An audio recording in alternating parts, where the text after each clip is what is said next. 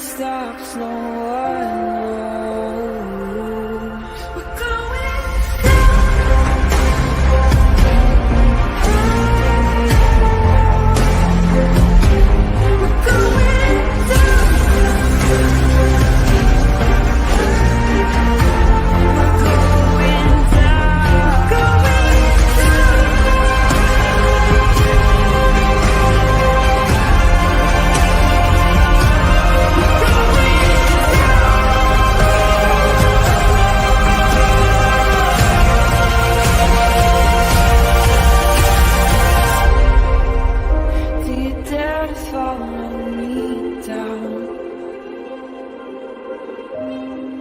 head into the unknown.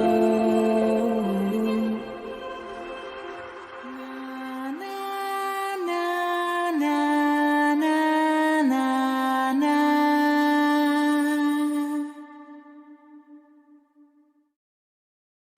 Well, hello, everybody. Happy Tuesday. Welcome back to Criminality, or if this is your first time here, welcome to Criminality. Today, we are going to be talking about it's basically like our part 2 of the Nolan Wells case.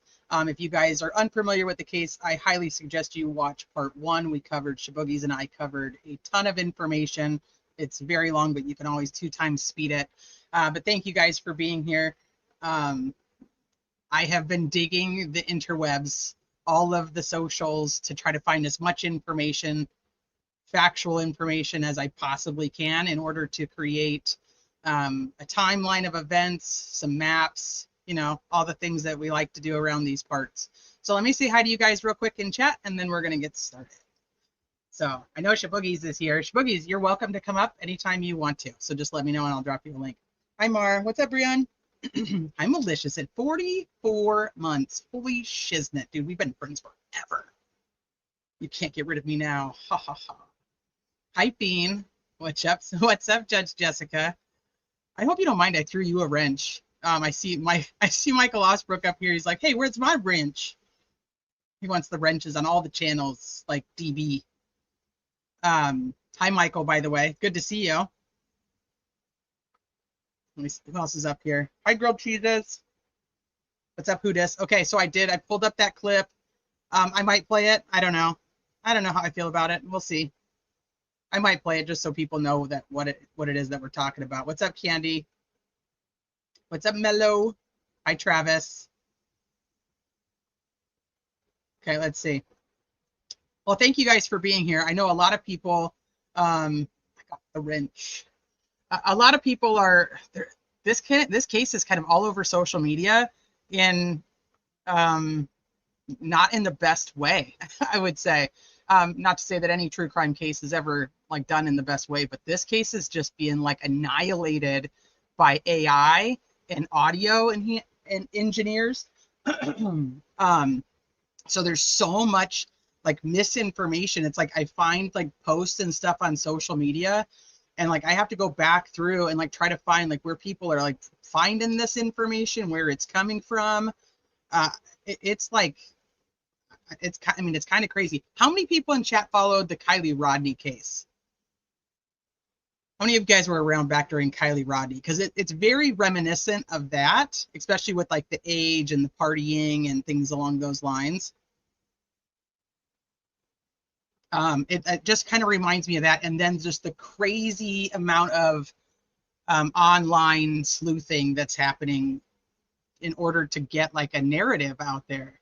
I'm not even sure I trust, like I don't think there's a lot of sources that I'm like, hey, I trust this one 100%. I'm just like, this is nuts. The kid in the gym? No, you're talking about Kendrick. No. Kylie Rodney was a young girl who in Northern California went missing from a party, and then she was found by Adventures with Purpose, actually submerged underwater in her vehicle. But while she was missing, the internet went crazy. And if you're familiar with like Ryan Upchurch on YouTube, he ended up like having to pay millions of dollars to her family for some of the stuff that he said online. It's just like nuts. So, and Don Lemon is broadcasting that bullshit audio. Like, what are we doing? Yeah, California case. Hi, Bailey. Yep. Yep. She drove it. She drove into the lake. Yeah. People to this day don't believe that, but I don't know if anybody wants to talk about it because it was crazy, huh, rambling. Um, yeah, it was a big case. So I'm gonna kind of pick up on this case where I left off. So that's why I was saying if you aren't really overly familiar with it, give me 1 second.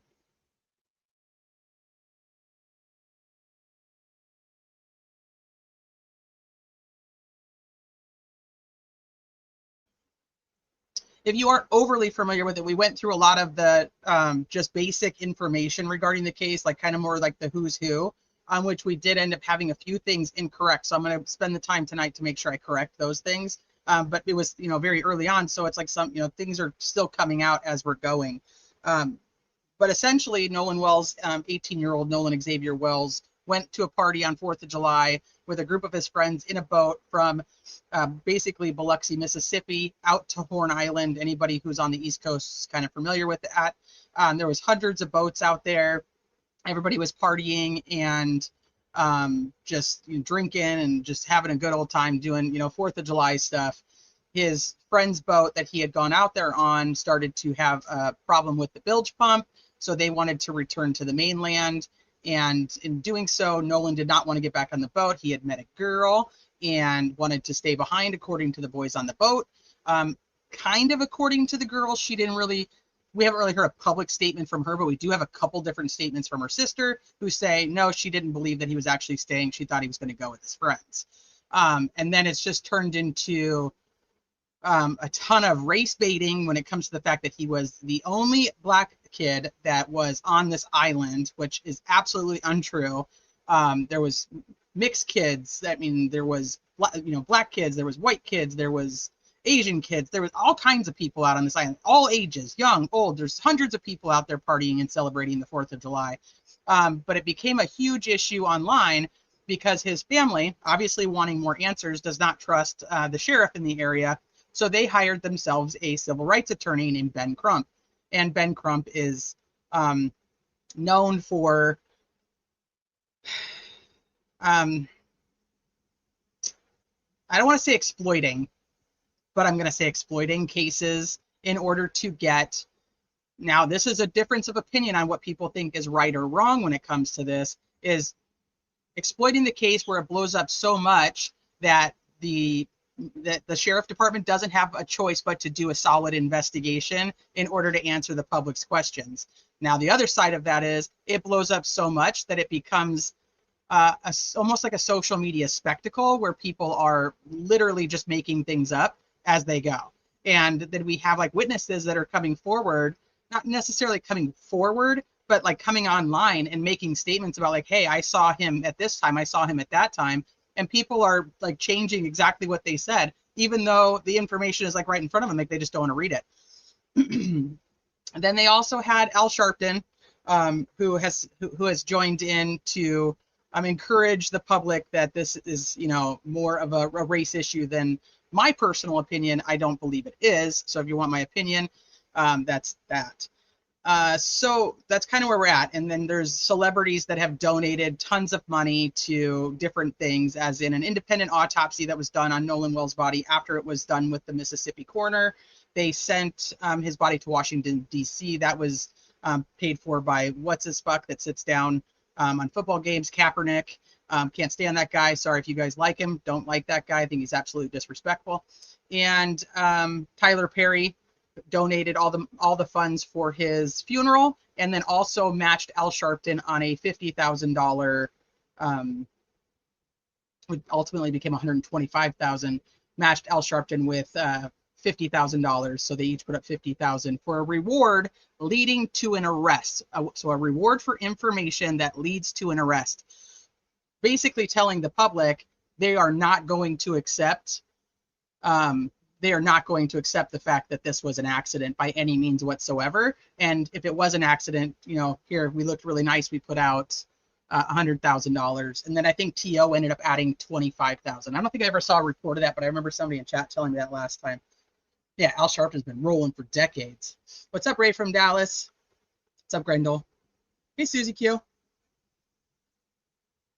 Let me see. Spectacle, yeah, it's a good word, huh? Shaboogies. Shaboogies is fine. Like, okay, Crump is just, yeah.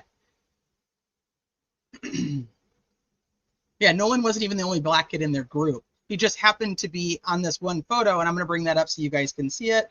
In this one photo, he just happened to be the only black kid in this photo that was taken out at Horn Island with a bunch of his friends. Hi, Miku's headphones.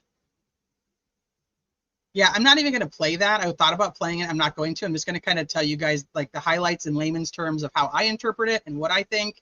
And we're going to go from there because I cannot handle his grandiose way of trying to explain this young man's death. My throat is a little dry, so if I drink a lot of extra water, you guys know why. Yeah, mainstream media always pushing the agenda. Okay. Hi, ATS. I see you up here. Okay, so let me pull this up so that we can get started. So, and I did, of course, I put together a little map for everybody, so you guys will have that too. So we'll kind of go through that with the timeline. Yeah, I don't care. I don't give a shit about the race. I just give a shit about what actually happened. But the problem, I think, is going to be that unless it comes out that there's some type of malicious intent. Sorry, Mal. I don't think the public is gonna like be okay. I think they want like it's almost like they just want blood to have blood versus truth to have truth. You know, I don't know. And the fact that then people talk about that there's years of racism in Mississippi, and then you have these young kids that are coming out and they're like, dude, like we don't give a shit. Like we've got kids that are half black, half white. We've got white, we've got Asian, we've got black. Like we just don't care. Like it doesn't even matter to us. And like you guys, like of a different generation, are making it about race, and like it's. I don't want to get too far into this because then I'll start getting on like a totally different tangent. But there is a certain point where you can't put your beliefs of race into the next generation, because now what's happening is when I'm like reading through things on social media, I'm watching like black people post saying like don't let your kids go out with the white boys, or don't let your kids hang out with white friends. They're demons, they're devils. And then I'm watching like white people like don't like make sure your white kids don't hang out with black kids, or that they're not the only one that's just starting sub. They're make sure they're not the only one, because this is what's going to happen to them. And it's like I understand that there's racism. Like I'm obviously not an idiot, but like there are areas that at this point in time that obviously still have racist I can't think of the right word. Like sections, not sections. That's not the word I'm thinking of, but it starts with an S. Somebody's going to tell me what it is in chat, I hope, so that my brain doesn't sit here and try to remember what the word is I'm thinking. But like, there's plenty of areas. Like, I live in Southern California. There's every fucking race you can think of here, and I don't like.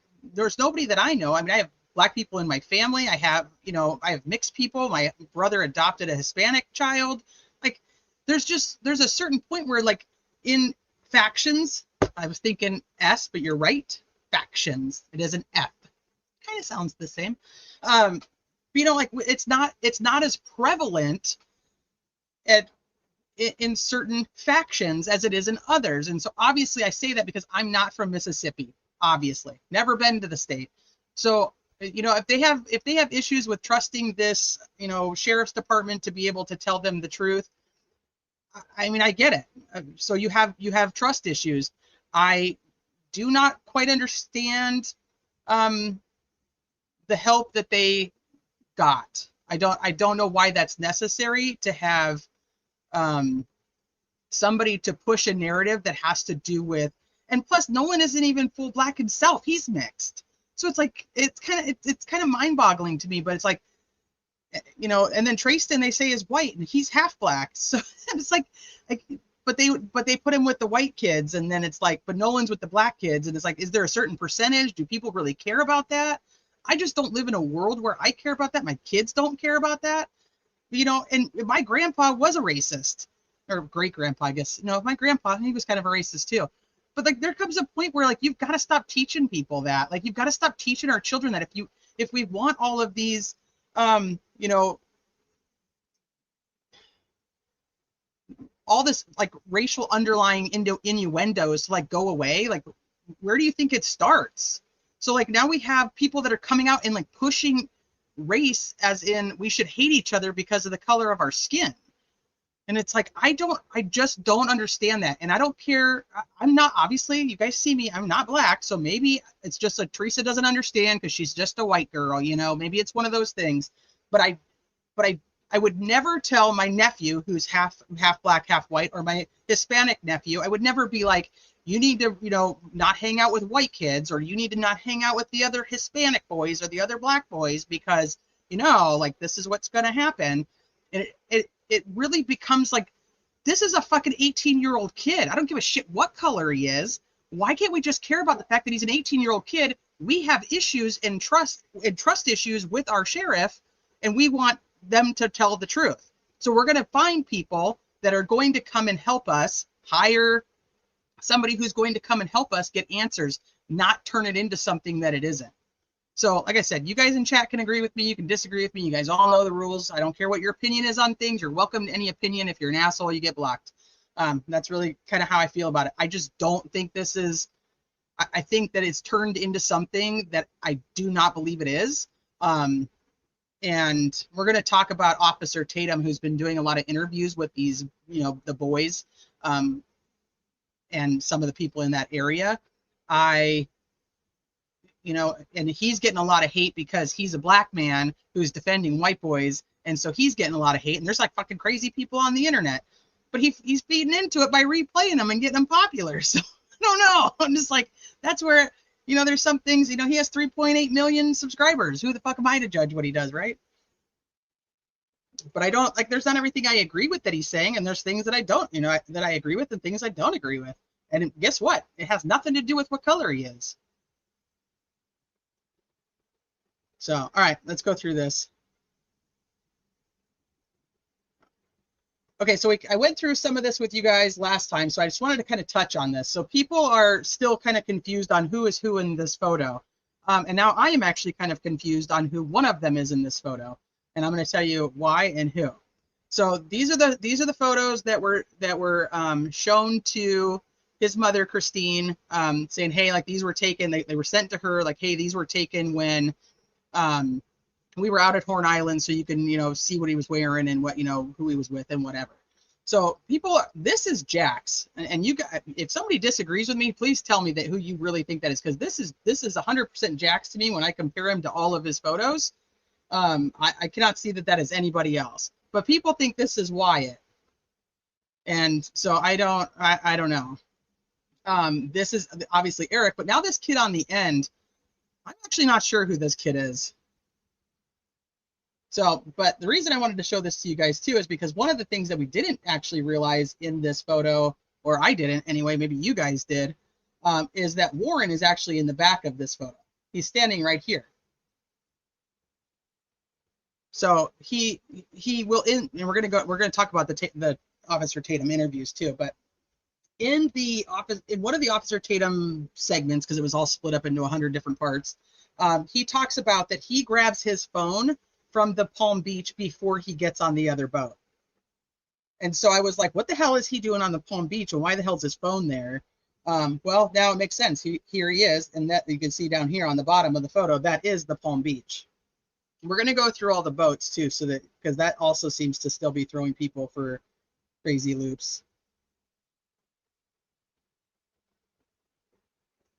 Blonde Blue-Eyed Goes Missing, True Crime Explodes, Black or Indigenous, Zero Crickets. I think segments might have been the word I was thinking of. Okay, and I don't disagree, but I also think that has a lot to do with mainstream media versus just like social media, because like I mean I belong to missing kids groups of all different races. So like on social media, I don't necessarily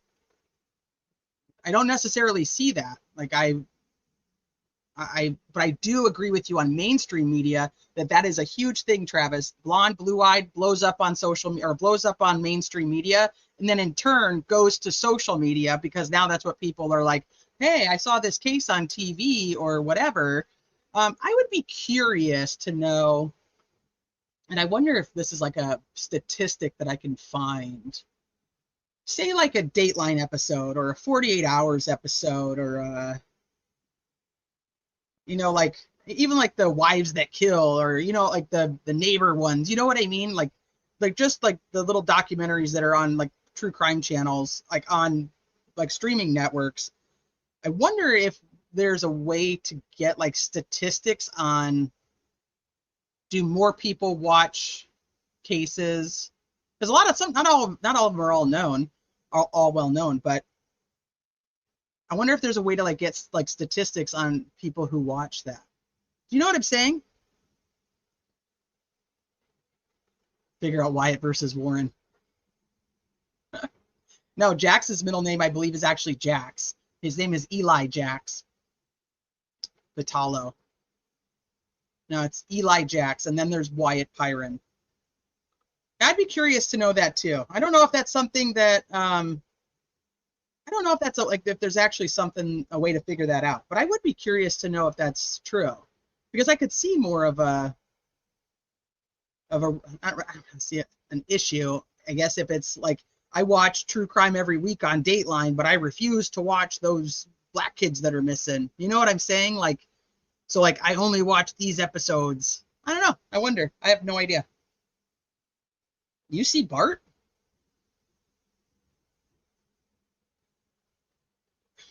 DB. That's not fair, because that's all a true crime.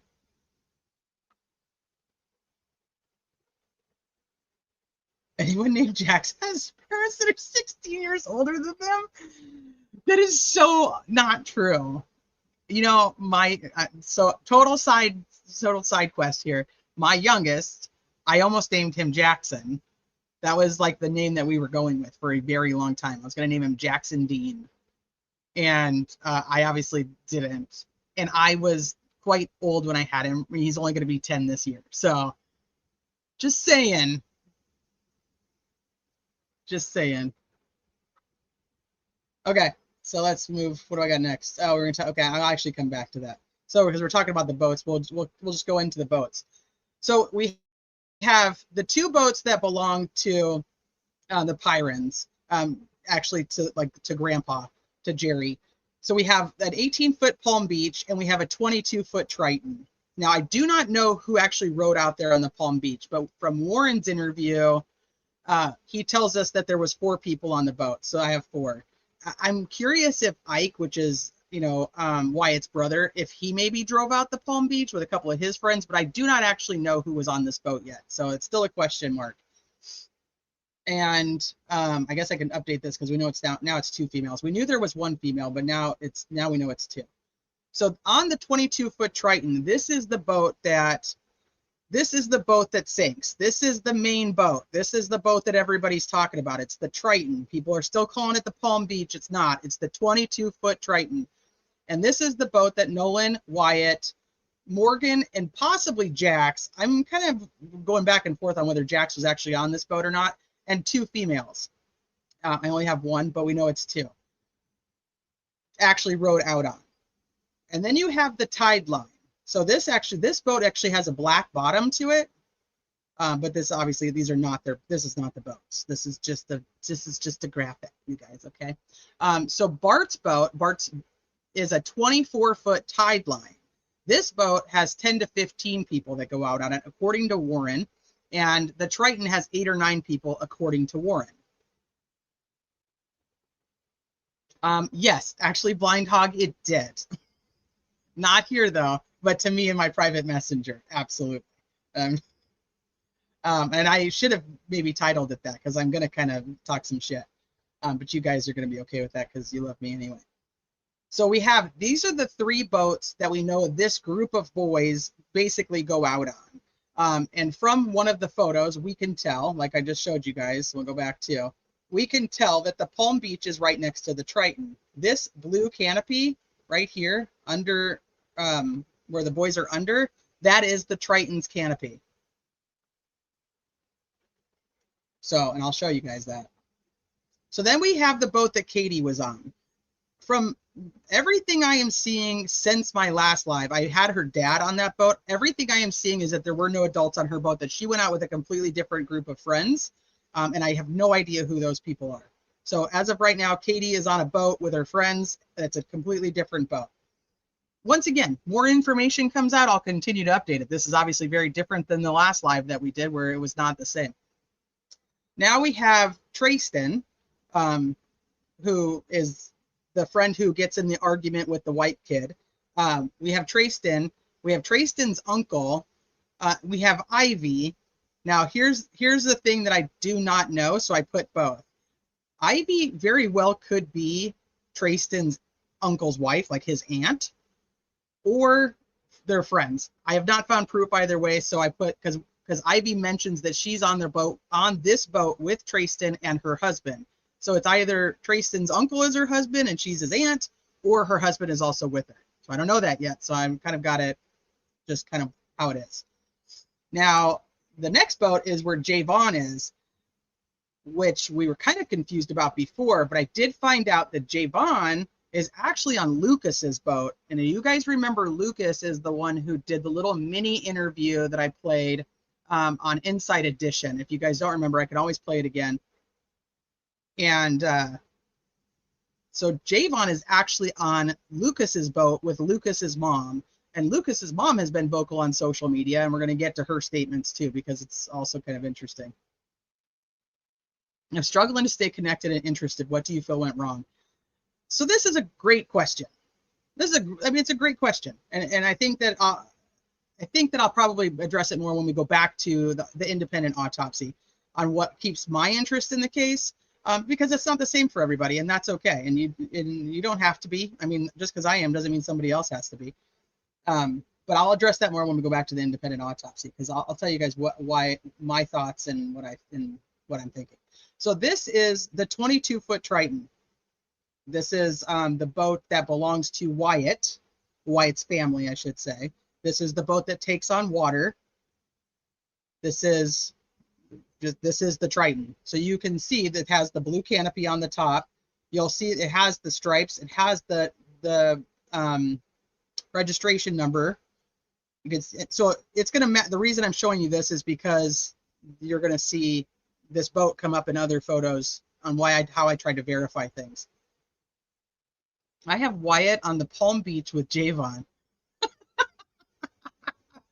Oh, this is awesome. I have Wyatt on the Palm Beach with the candlestick.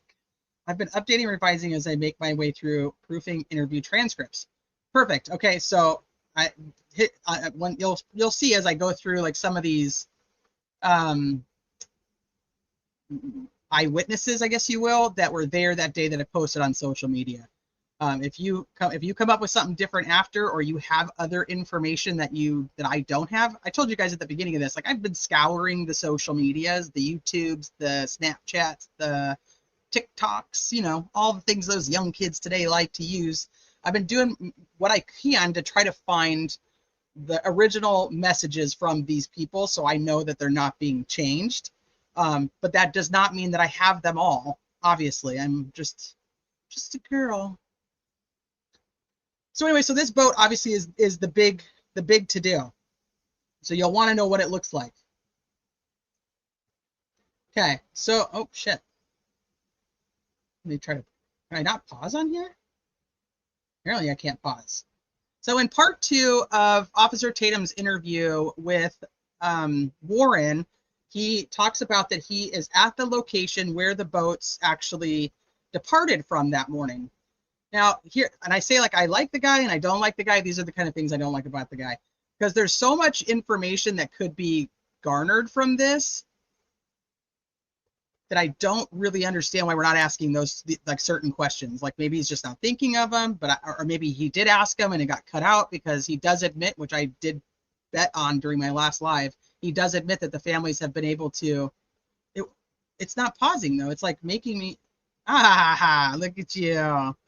Look at you, Carrie. Now I don't know what I was saying. I fucking totally lost what I was saying. Is Grandpa single? So this is actually the Patalo house. So this is Jack's grandparents' house. This boat, I don't know if this boat actually ends up going anywhere that day. We don't see anybody on it. We don't know. This boat is part of, we don't know if this boat ends up going out to Horn Island that day. So anyway, so he plays these, and obviously he spliced them. So they're spliced into 3 different sections, which is kind of frustrating in itself. Instead of just giving, this is the whole thing. It's like, people are like, I want to give, I just want to give factual and truthful information to the world and blah, blah, blah, so that you guys can make the right judgment with the right information. And then they go and they splice shit and they cut shit, and you don't get the full thing. So it's like, if you want us to believe what you're saying, which my own opinion is, I don't think these boys actually had anything to do with it.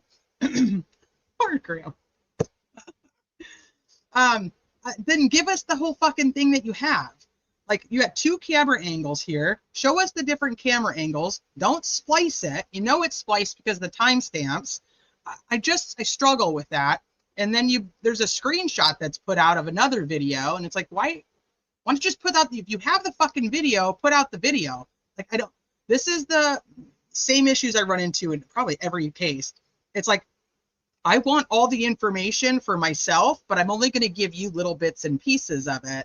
And it's like, if there's no reason that this right here cannot just go out. Like, why do I need to splice this to have anything to do with it? That bothers me. Don't tell me that you want me to believe you if you won't tell me everything you know. So anyway, so this is at 9:41. The Palm Beach, not the Palm Beach, see? Look at me throwing out the wrong one. I have my sunglasses on my head still. The Triton, the 22-foot Triton, is pulling up right here on the side, out here, not the big boat that's under the dry dock, under here, right here. So you can see people are getting out of it, and they're walking up. Many people believe this right here is Nolan. Could be, could not be. Once again, it's like, oh, there's a black kid. It must be him. Son of a biscuit-eating bulldog. Okay, so that's at 9:41. So the Triton pulls up to Jax's house at 9:41 in the morning. They all get off to help load everything else. Now it's spliced. That's the other thing I did is, so I took these chunks from his video and I actually put them in the correct order, because he doesn't even have them in the correct order in his video, but it is what it is. So then we have 9:53. So this is closer to now when they're departing. No, it's just a tank top. ICH. So you can see all the kids are down here, loading up. Now, hold on, let me get to the little right. I got to hit the right little area. Now, there's another boat here. I don't know what boat this is, but it obviously is smaller. So how many people are going out on this boat? This is definitely not the 24-foot tide line. Is it possibly the 4-person Palm Beach? I don't know. Can't tell. Oh, yeah, this home is gorgeous. But this home in Southern California would be millions of dollars. In Biloxi, Mississippi, it's $1 million. So you can see the group of people down here, and now again, other people are like, well, nope, this is Nolan. So apparently Nolan took a shirt off. Who knows? I can't, it's so blurry you can't tell. This is also a different camera angle. So like I was saying earlier, the first one is from camera 2. This one, where you see them on the dock, is actually from camera 3. And then he zooms in, so you lose the time for that. And now there's going to be a third splice that's coming up. There's a third splice that's coming up right here. So this we know is 9:56, because according to the GPS that is on the Triton, it leaves the dock at El Camino, which is this house on El Camino. It leaves the dock at 9:56 a.m. So here you go. Here you can see the blue canopy. You can see the stripes that I was talking to you about. You can see the motor. If I let it play a little bit more, you can actually see Yamaha on the motor. You cannot make out who is on there. What's up, Jed Lou? I miss you. What are you covering now? So there's a lot of people on that boat. I would say 8 or 9 people. I mean, I don't know. I can't count them, but and I probably say it wrong because I'm from Cali, you know. Let's see if we can pause it and see if there's a possible way to even try to count how many people are on this boat. No. 1, 2, 3, 4, 5, 6, 7, at least. 6, 7. 6, 7. Oh, Lindsay Clancy. All right. All right, all you guys that are interested in Lindsay Clancy, now we know where you can go. Go over to the ward. I'm sure, yeah, that case, I don't know, she pisses me off. Like, I don't know the right answer there, so I don't know if I can. I really have not following it overly besides reading some articles on Lindsay Clancy because I just can't decide that I just can't decide whether because I just think she's a piece of shit. And I think everybody around her is a piece of shit. I don't care. This is a problem. I know you can agree or disagree with me. I am not of the care of this postpartum psychosis and this overly medicated. Don't really give a shit. And if you guys all fucking knew that, why did anybody ever leave her the fuck alone? And if she's reaching out to 10 to 15 people to try to get help, you guys all knew she was fucked up, and you still left her alone with the children. Not sure who should be prosecuted there, but I'm pretty sure you're all pieces of shit. Oh, there you go, Jen. Okay. All right, I won't say anything else then. I won't say anything else, Jen Lou. Okay, so anyway, again, I can tell you that's Eric. If anybody wants me to be sure on who's who, that is definitely Eric right here with his blue shorts, his sunglasses, and his longer hair. Probably the only one that I can actually tell you who that is. Okay, so here is, so if you guys don't follow Plunder, she has done amazing records requests. She typically does it for a lot of cases. And, you know, I don't follow every case she does, but I know that she's done a ton of records requests through every facility, if it's not facility, every agency in Mississippi and anywhere. She's done federal requests for Horn Island because Horn Island is actually federal, majority federal land. There's a little bit of it still private. She's gotten tons of information that we are going to be using some throughout this too. But she's also just, I mean, I've known her for a very long time. She's also just a good person. So, you know, I'm maybe a little biased. So this gives you the timeline of everything that happened on the boat. So on July 5th, the day after he was reported missing, so he goes missing on the 4th. On the 5th, they go out to Wyatt's house, and his mom and grandpa sign off on the fact that they can look at the GPS. So they actually they just take screenshots of the GPS so they can see where it had been. They don't actually take anything to like download it. They just take some screenshots. Then on the 8th, they actually go back and don't quote me on this, one of them, either mom or grandpa, signed where they could actually take the Garmin GPS and take it and download all the information. So that doesn't happen until the 8th. So on the 5th, they just get some data from where the boat had been. So this is basically the timeline of that. And so I'm going to get out of this because I do want to talk to you guys about the timeline that I put on the map so you guys can see what I'm talking about. But I got to change the screen. So hold, please. You know I love a good map. Actually, let's get out of historical data. So just to kind of give you guys an overview of what we're looking at. You can see this is basically where most of the kids lived in Ocean Springs in this area. And they, you know, there's Fort Bayou, all this water. They travel out to Horn Island frequently. There's people who go out to all of these little islands. They're pretty popular, especially for like holidays, for fishing, for people camp out there. So this is Horn Island. Everything that happens at Horn Island is actually happening on like the northwest tip. So up on this side. You know what? I don't know if I threw those in there or not. Maybe I didn't. I might have. But there's boats that day that are lined up, I mean, all along the coast of Horn Island. So, but you guys can kind of see an overall view. So I basically just kind of mapped this out so you guys can see it the way that I see it. I'm actually gonna make this full screen so you guys can see what I'm talking about.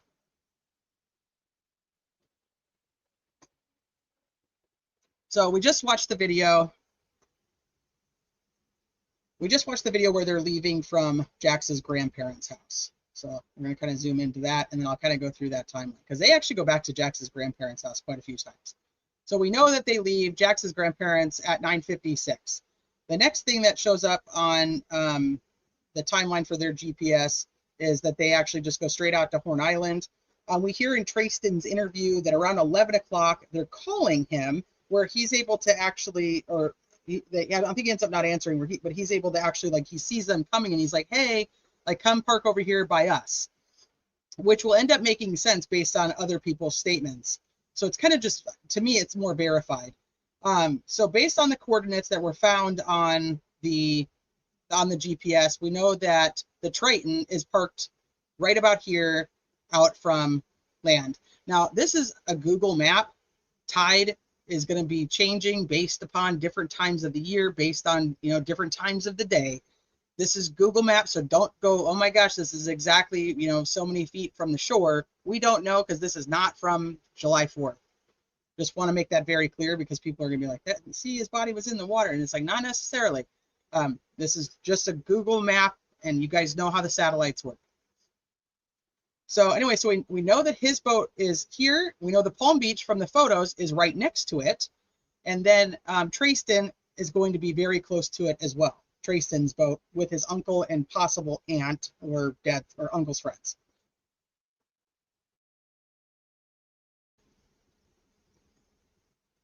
So they're here until 4:31. At 4:31, according to like Warren, plus according to the GPS, at 4:31, they decide like, hey, we've got to go. We cannot be here anymore. The boat is just taking on water. We can't fix it here.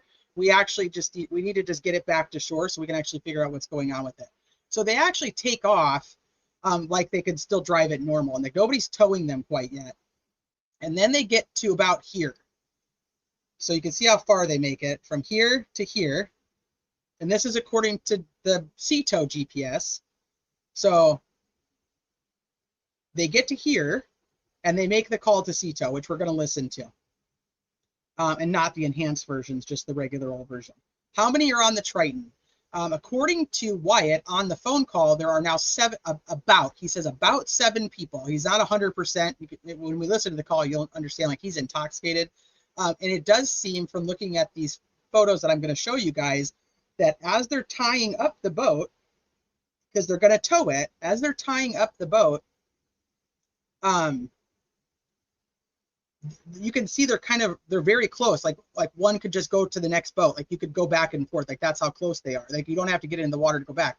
If you've ever been on a boat, like you can just like step onto the other one so that they can help each other. So I think at the time of this call, it's 4:48 p.m. according to the documents that Plunder got, and this is when they're tying the boat up to be towed. So according to Warren, Bart's boat that he went on, the 24-foot tide line, is the one that's offering to tow them. So we'll see Bart's boat, the 24-foot black tide line, next to the 22-foot Triton. Now, according to Warren, the Palm Beach had already left. It was already gone by then. So that's Wyatt's family's other boat, but it was already gone by then. So Bart, who drove his dad's boat or his boat, because he said his dad wasn't going out that day, takes the boat and ties it up and tows it. And they tow it about 2.7 miles. This is an 8-mile trip. So from coast to coast. It's a center console. Does that change anything, Travis? I mean, I don't think these kids are paying attention to that. They couldn't have 8 people on there. So anyway, so the tide line tows the Triton for 2.75 miles, starting here And then this is approximate depending on what direction they went. So, I mean, you could kind of put it wherever you want in that little radius, wherever you think. I just put it towards the Fort Bayou because that's where they were probably heading. And then at this point, they disconnect the tow. So the bilge pump is not working, and the boat is taking on water. And on this call, you can hear one of them telling Bart, like, hey, pull the plug. So that in order to, like, they're going to essentially pick up speed to use physics to drain the water out of the hull of the boat. Like, so they're going to tow this boat and unplug it so that the water can come out. And then once they get it where there's no water in it, the Triton can pick up enough speed in order to get back without having to be towed. So they tow for about 2.75 miles until 5:25 p.m. And then from 5:25, the boat picks up speed and gets back to Jax's grandparents' house at 5:44.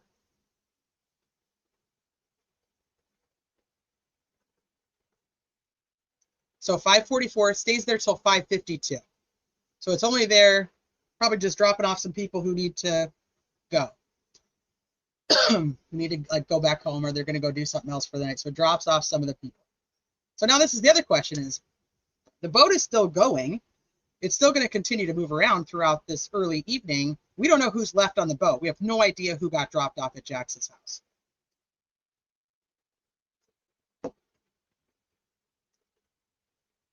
So at 5:52, the boat leaves. The boat leaves, and it comes into this little Fort Bayou Canal right here. And then it turns around. So my thought process is, this line that I have right here, this is not that one. My thought process is, in Warren's interview, he talks about that everybody went over to his, a girlfriend of his, a friend that's a girl, who was having a party that night. They were going to do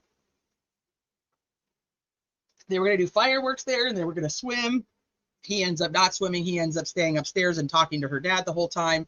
Well, that's Ava's house, and Ava's house is right here.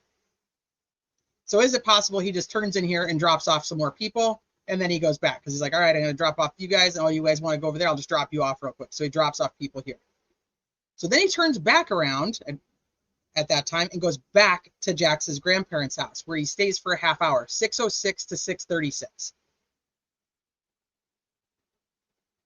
So then at 6:36, he drives. I don't know if he's dropping people off. Once again, I have no idea what this kid's doing.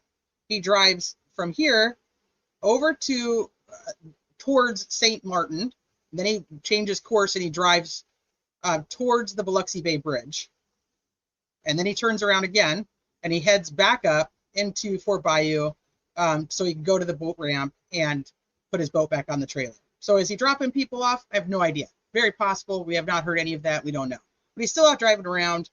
He gets over here at 7:19 to the Fort Bayou dock, and he gets his boat back on the trailer, and then it starts being trailered back to his grandparent or his house at 7:47, which then the boat goes, which is over here.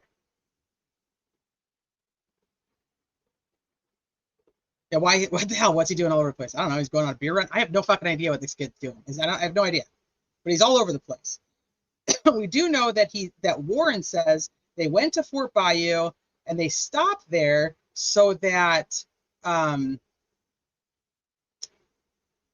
Wyatt can put the plug back in the boat and they swim for a minute.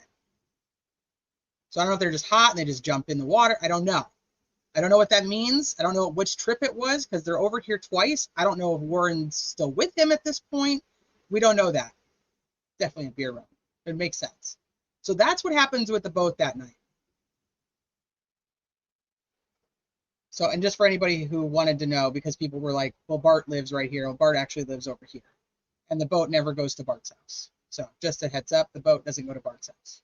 But it makes sense that Wyatt's truck is here with the trailer. And then, that morning, and he goes and drops the boat in the water, and he drives over to Jax's house where he, loads up whatever stuff and other people. And the boats take off to head to Horn Island at 9:56 in the morning. So it's like, you know, here, so he's parked over here, pew, pew, pew, pew, pew. Then he drives back over. That's where he has to end it.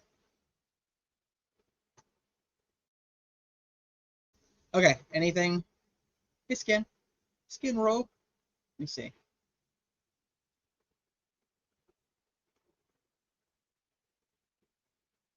Just looking to see if you guys said anything in here.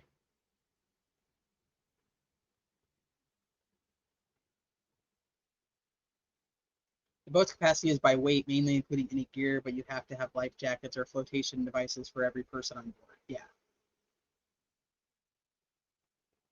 true.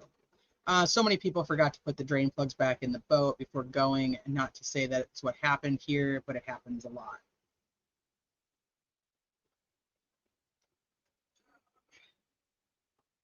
Okay.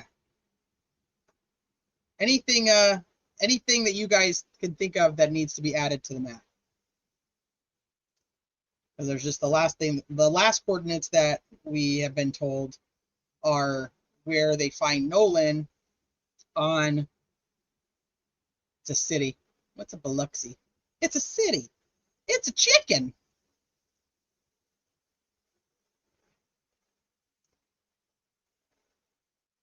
That's one thing you haven't seen our life jackets. They do say they have them on, but so in comparison, you have here's the Palm Beach and the Triton throughout the day. You have the Ceto call that's over here, and then Nolan's body. According to the reports, the GPS coordinates of where he was located is here. And they say like his body, quote unquote, washed up into the same area as he was at that day. Like how random that is.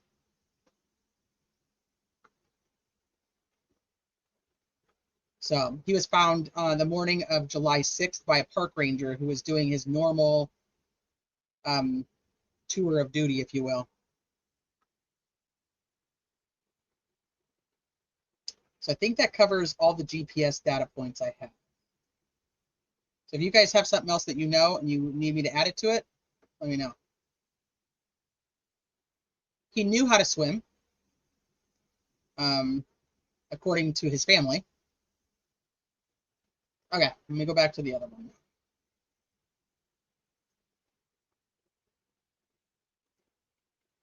Okay, I don't want to go here yet. Okay, so let's talk about, I guess we're still in boats. We could talk boats still. We'll talk boats still. That's fine.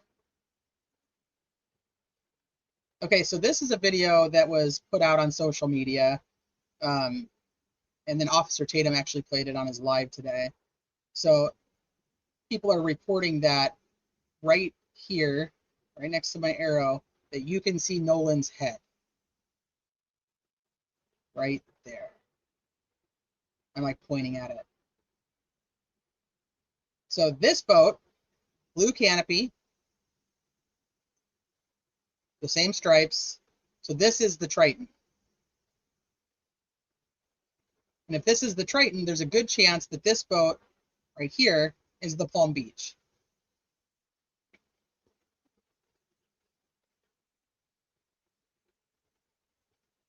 What cover is down on the end of that island? There's no way anything happened out of sight on the island. Yeah, especially when we know that there were people camping there that night. What's up, Likely Nicole?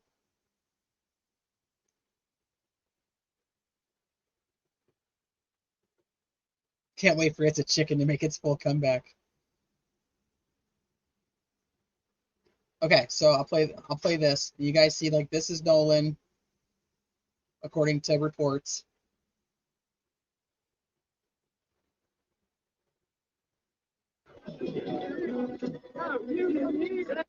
Son of a biscuit eating bulldog. I'm not putting videos in this presentation like this again. I can tell you that right now. It's just gonna piss me off.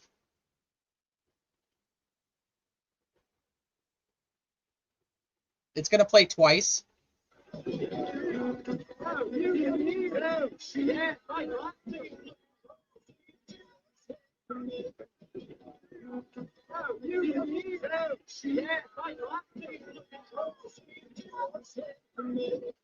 So it gives you a good idea of how far out from shore they are, which, I mean, it kind of matches up to what we were just looking at on the,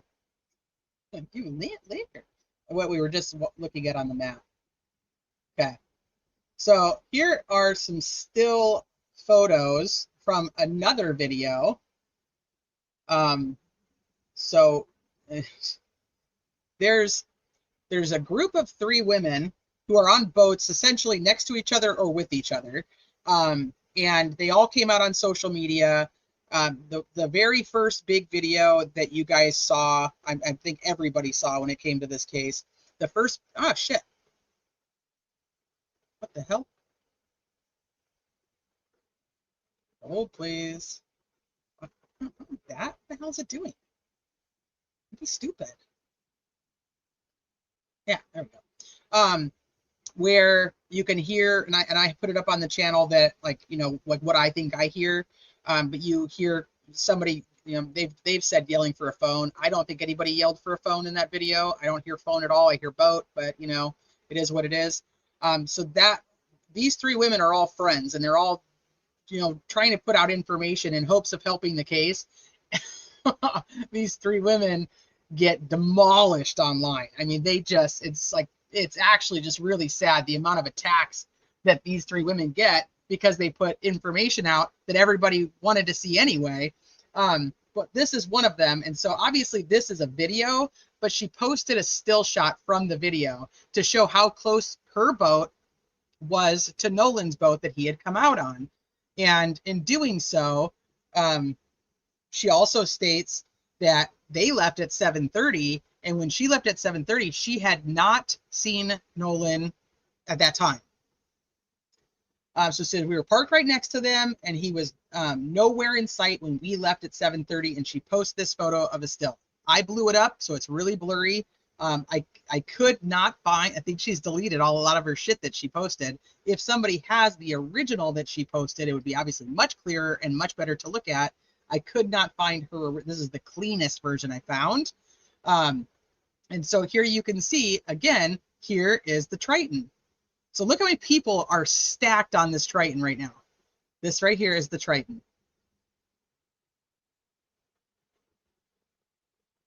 So then you have your little, I'm thinking this is the Palm Beach, but I cannot tell 100%. But so yeah, they're just like piled on to the Triton. What boat is that? Look how, with the 10 in the back. Yeah. So she posted this still. Somebody posted this along with her post, but I don't know if this is from her video or not. If you guys actually know where to find this, if you guys have seen this video out online, I am a big boat gal. Absolutely. If you guys have seen this video online, that's the actual video versus these still images, please send it to me. I'd love to have it. I do not, this is a video I do not have. I don't know if it's even been put out or if only these stills have. I don't even know if this is from the same video. But somebody online, you know, take it for whatever you want. Hey, Ricky Bay, states that this is from that video also, and that this is Nolan right here, walking on shore with somebody, with a girl.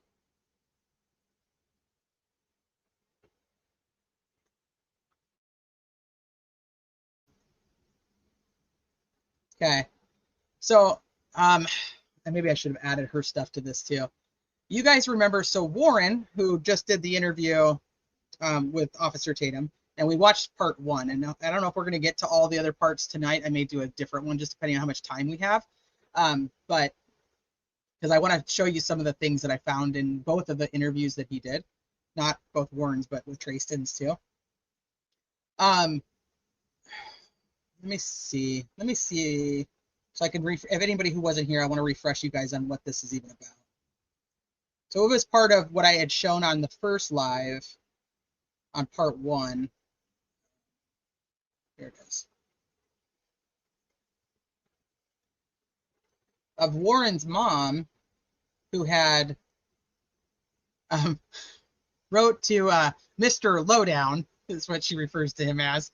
Mr. Lowdown, I am Warren's mother, the woman you have been talking about on Facebook and posting pictures of our family.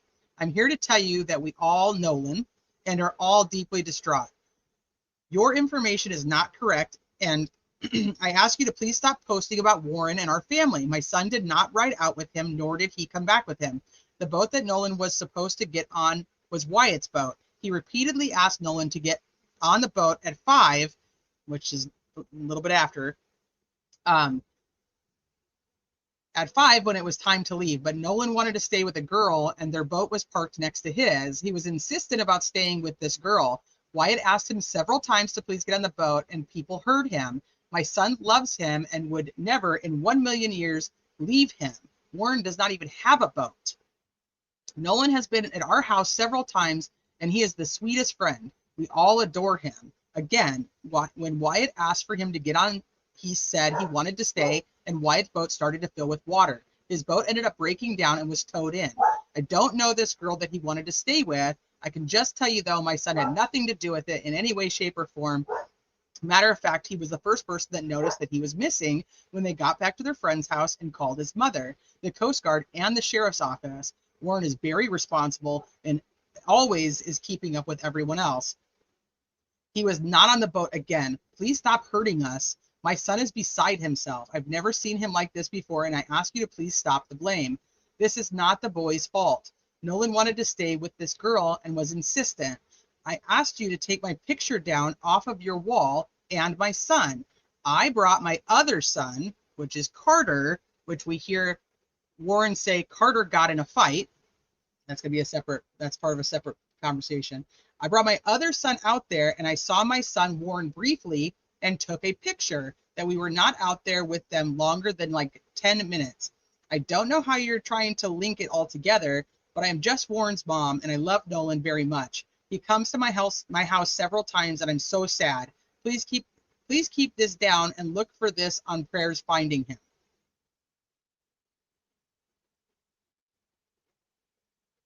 So, okay. So that's Warren's mom. And then Warren's stepmom is the judge. That's what I probably need to make next is like the who's who and the what's what of all the family. Because, man, okay. Let me go back down here. So I found the photo she was referring to, but the original has been taken down. So I just have the screenshot of what was posted by Mr. Lowdown. So he posted the screenshot. He did not actually grab the photos or the videos from here. He just took a screenshot of her and then he posted it. So this is her out there on 4th of July with her friends. And then she mentions that he posted a photo or she took a photo with her son and she only saw him for a couple of minutes. I can't tell if this is supposed to be Warren or if this is Carter. I screenshot it and blew it up, so you can take it or leave it. But this is what she's referring to in that post about, hey, you posted my family, like, here's my, like, you know, I was out there for just a little bit. So she's the one who brings Carter out, her and whoever she goes out with. So we're on it. That's another boat, by the way. It's another boat that they go out on, in case you guys were wondering. That's a boat number 7. Well, then you have boat 8 and boat 9. With the other 2 ladies. I think the swimsuit is very similar to Mom looks like fun, just saying. Hell yeah, she does. I agree. I'd go hang out with her at Horn Island. We can go back to the swimsuit that Warren has on over here, and it does look similar.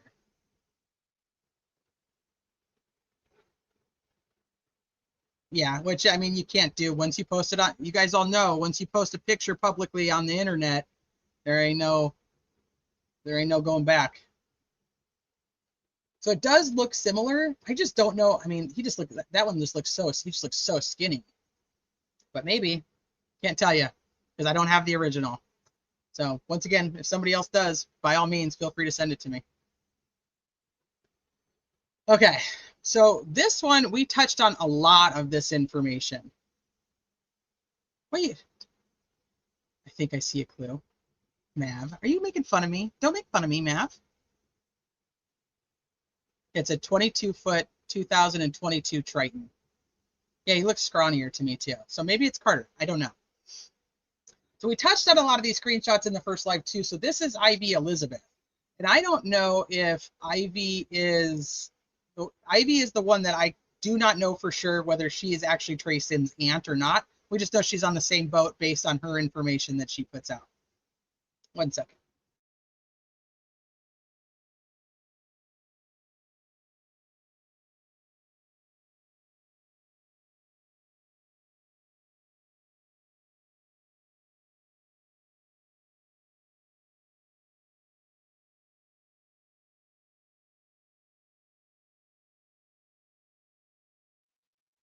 Okay. So try to think about the order I want to go through these. So she said Trayson did not leave after the altercation. Once we got him on the boat, he did not leave our boat. The last time I saw Javon was on our boat with Trayson trying to calm him down. It had to have been after 4. But he got off when we were leaving, so about 5. He was getting off the boat the last time I saw Nolan, though I don't remember, but it was way before the fight happened because he got on our boat and got some brisket. And then, so I had found the beginning part of this conversation that I did not have in the last live. So he had gotten on our boat and got some brisket from us and gave us a hug, me and my aunt. So that was the last time I saw him. That was way earlier in the day. And again, there were so many people around. Anything could happen at any moment. My husband is military, so we were very head on a swivel type people. And we had our kids out there, and anything can have, especially with small kids. So we were trying to mainly pay attention to our kids in our immediate family. But Nolan did come up, gave me a hug, gave my aunt a hug, got the brisket sandwich from us, and then went back in the water with his friends. And then Javon again was with us when Trayston, and that's all I have of that conversation. So she talks about that she's on the boat. So this video that Anna Moore put out that was the original that you could hear in the, this quote unquote altercation. You could see me and my husband standing in the back of the boat in the video. The person yelling is someone in our boat who was a mixed guy, by the way. Not that race matters, but to a lot of people around this case, it does. Also, the guy yelling is also a part of the friend group that Nolan was with and had been around them all day. But the guy was yelling because he got in a fight with a white guy, and we broke it up and put him on our boat. He was pissed because he wanted to fight and we wouldn't let him. 2 other white kids ended up fighting the original fight starter white guy. Okay, well now we hear from Warren that his brother, Carter, got in a fight. So according to Trayston, Carter is very good friends with Trayston's brother. And although Trayston's brother isn't mentioned in this, that Carter wanted to defend Trayston, and so he went up and got in this guy's face after, Trayston and him had their altercation, and Trayston was taken back to the boat. There's no trial, honey. This all just happened on the 4th of July. There's no trial. No, there's not even an arrest. We don't even have the autopsy results. So 2 other white kids, one being probably Carter, getting a fight with the original fight starter white guy. But the video's taken after the fight was already over. And DMR also showed up shortly after. The video's at 4:01, which we have the timestamp of. I remembered seeing a video on Anna's story and told her, Anna's the one who posted it, told her to look through the footage. We saw someone resembling Nolan in the background. He was not involved in any way with the altercation that happened. We were just trying to help with the timeline of things and possible documented sightings, since it was originally stated he was last seen at 3 p.m., but the video is at 4. We weren't 100% it was him, though. It could also help if it was him to identify who was potentially last with him. Okay, so here's another one.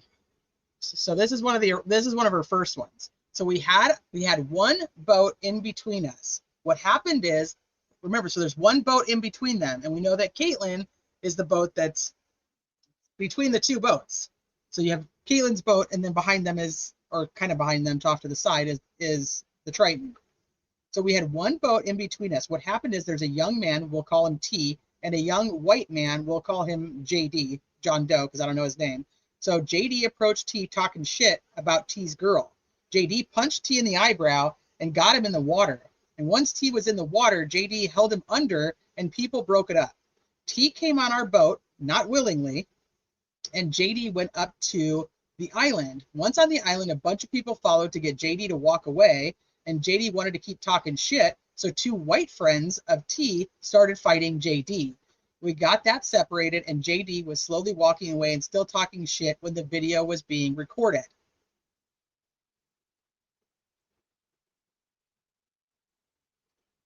So another comment is, I'm actually on the boat you paused on. The guy heard yelling is on our boat. He got in a fight and was pissed we wouldn't let him leave the boat. The video was taken at 4. Fight was already over. There were so many people, and I was focused on the guy who started the fight with the guy on our boat, making sure he'd leave. So I cannot confirm nor deny if Nolan was there or not at that time. The fight itself did not, however, involve Nolan himself.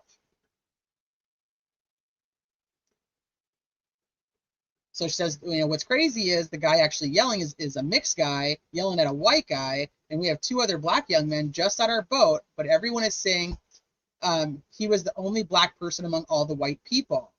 Also, 2 of the 3 people I was with were his friends. So he wasn't the only black person or even the only black person among that group. So I found this curious, because she says that there's 2 other like young black kids on the boat with her. So 2 other black young men just on our boat, but everyone is saying he was the only black person. So interesting.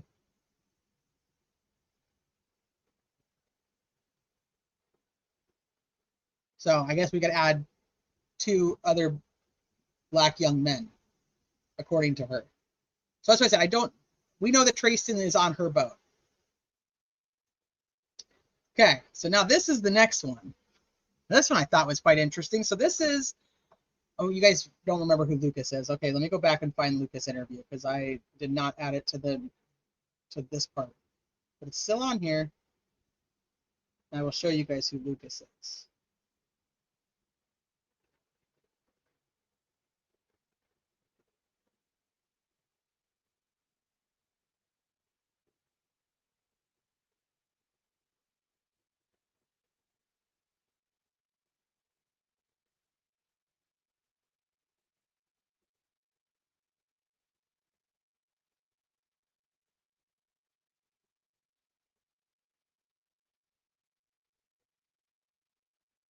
Okay, so Lucas posted on Facebook and said, last time I spoke to him was when he said I have to leave, and it was probably 2 to 2:30, but there was a huge group of people with several boats around for all I can remember. I last saw him get on a white boat with a center console before I had left, so that's all the information I can provide. So he says that, and then he does this interview. Today for Nolan Wells, I'm not making it any bigger. the Mississippi Yes, maybe I teen who can. died after going boating with friends. His funeral comes as his parents still have questions about what happened on that trip to remote Horn Island, popular on weekends with boaters.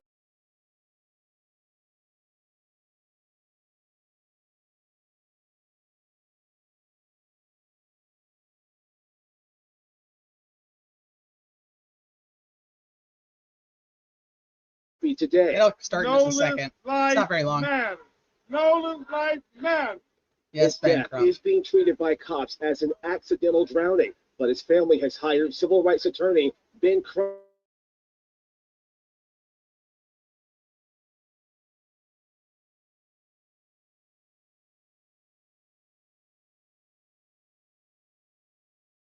people to see Nolan Wells alive. So this is Lucas. Speaking out to Inside Edition today. 18-year-old Nolan vanished during 4th of July celebrations on an island off the coast of Mississippi. His body washed up 2 days later. There were so many people. I mean, boats, they're like on top of each other almost. Like, I mean, it was intense. Lucas Aviz is a college classmate of Nolan at Southwest Mississippi Community College. He says he went to Horn Island with his family and friends on a different boat and ran into Nolan there. I'd say he's pretty hammered. He would slur his words. His movement was slow. Nolan and 3 friends had arrived on Horn Island at around 11 a.m. According to authorities, the friends say they left around 4:30. Okay, so that's Lucas. So now we have an interesting post from Lucas's mom. So she spells Javon wrong, but it is what it is. Oh, wait, listen without the chat trying to race, but yeah, definitely no. To me, and I think I said it at the beginning of it. I don't care if the kid is black or white. I want to know what happened. Now, I am obviously a white woman, and that doesn't mean that like I know all the ins and outs of everything. I'm not from fucking Mississippi. So my whole thing was at the beginning of this when I talked about it, it really comes down to I want answers regardless. So I don't think there needs to be any race baiting because the kid is still just a kid that I want to find out what the hell happened to. I just don't know if I agree with the parents' choice on the people they chose to come forward for them, but that's a different story. So this is from Lucas's mom. So she writes, Javon was in our boat. Our boat was not full, and there was never a word that Nolan was needing a ride back. Javon had a little too much drinking on the island, and though he came back with us, his phone went back inside of another boat. So this becomes an important piece of information throughout multiple interviews. So like if you guys are going to continue to like watch stuff on this, just pay attention to this piece of information. Javon's phone was also left with Nolan's phone. So Javon also told me when I've told him I was going to call his mom to come pick him up. Let me just clarify this too, as we're talking about race too. It's okay, Truffle Shuffle. I just wanted to say my opinion. But I hope that I don't think anybody in here has anything like that. I hope, but I have been reading chat. Lucas and his mom are Hispanic. So, I mean, again, it just shows like we're talking Javon, who I believe is mixed, and Lucas, two completely, they're not white. Not full white, I guess I would say. I don't know how, I don't know what percentage makes somebody white or not white, I guess, like we talked about earlier. So Javon told me when I told him I was going to call his mom to come pick him up at my house because I didn't want him driving like that, he said, my mom knows I drink. It's normal. Also, the boys stated that Nolan was pretty intoxicated himself. Another note, we had to search for Javon before leaving the island because he didn't come back to our boat with my boys and the other two boys he came with to our home. So there's Lucas and his brother, another two boys that came with Javon to Lucas's family's house. They all went back to the boat except for Javon. So he doesn't come back to our boat with my boys and the other two boys that he had came with to our home. He sure was hanging with Nolan most of the time there, and now knowing that he was best friends with Nolan since childhood, I assume that Javon knows more because he was with Nolan most of the time. We left the island at 4 p.m. No, and Brian, that's totally fair. That's a totally fair assessment. We left the island at 4. This cannot be accurate information because we know from multiple different people that Javon was on Trayston's boat after the fight. We know the fight ends at approximately 4 o'clock or a little bit after, and that he stays on that boat for a little bit of time because we have other people on Trayston's boat that said that he was on the boat, that Javon was on their boat. We have Trayston who says that Javon was there. We have Javon that says that Javon was there. So we know that they did. There's no way this boat could have left at 4 o'clock. Just it doesn't make sense in the timeline of anything. So she said we left the island at 4 p.m. and Nolan was still on the island. I believe Javon's phone was in the same boat as Nolan's because he left our home with the boy he gave a ride to go retrieve it. But it's a good question to ask. Okay. There are reports that in multiple interviews. So Warren said that when Javon's mom, Tashima, and him went to pick up the phone based on the Snapchat location, went to pick up Nolan's phone based on the Snapchat location, that Nolan's phone was in Wyatt's truck. So Warren agrees that, yes, when I said, hey, let's try to get a hold of Nolan, Wyatt was like, you can't call him. I've got his phone. It's in the truck.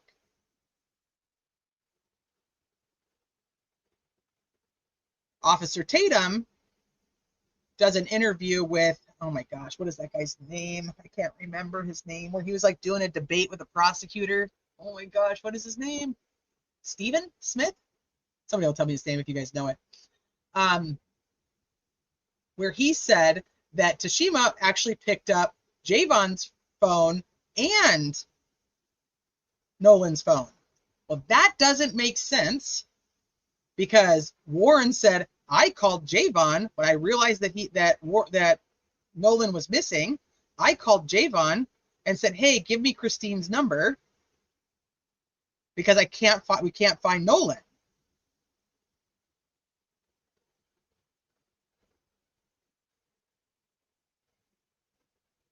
So Javon had to have his phone, right?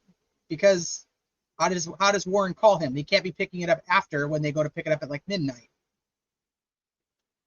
So then the speculation becomes that he drove. So here, and this kind of leads to it.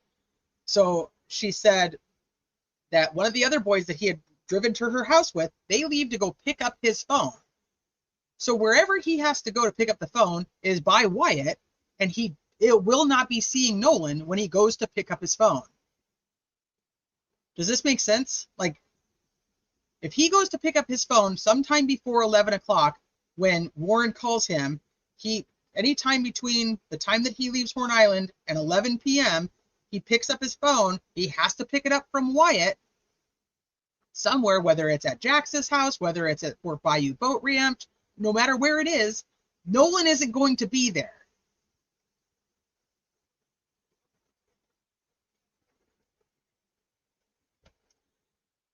So do I think that Nolan could have tried to swim to land? Yes, possibly. From the island to Lake Mars Pier is 15 minutes by boat. He could easily think as an athlete he could make it. Do I believe the white boys left without him after he said, I'm going to ride with someone else? Yes, definitely. Especially if another quote unquote friend there said, you can come back in the boat with me and the other guys. And yes, his white friends would have agreed for him to stay if he said he wanted to, because they knew how popular Nolan was. As my kids would say, he was a celebrity. Javon had an altercation with another guy on the island. He told us that, and that had nothing to do with the altercation in the water with the white boys, where they all were with Javon and Nolan. My boys said Nolan nor Javon were involved in any fight, but Javon said he had and was not the one in the water. Again, was not with my kids and the other two boys all the time. When me and my husband passed by the area to look for them all, we were able to see in the midst of the whole crowd of young adults, my two sons and one of the friends they invited with another boys chatting, and Javon and Nolan by one of the boat's motors chatting.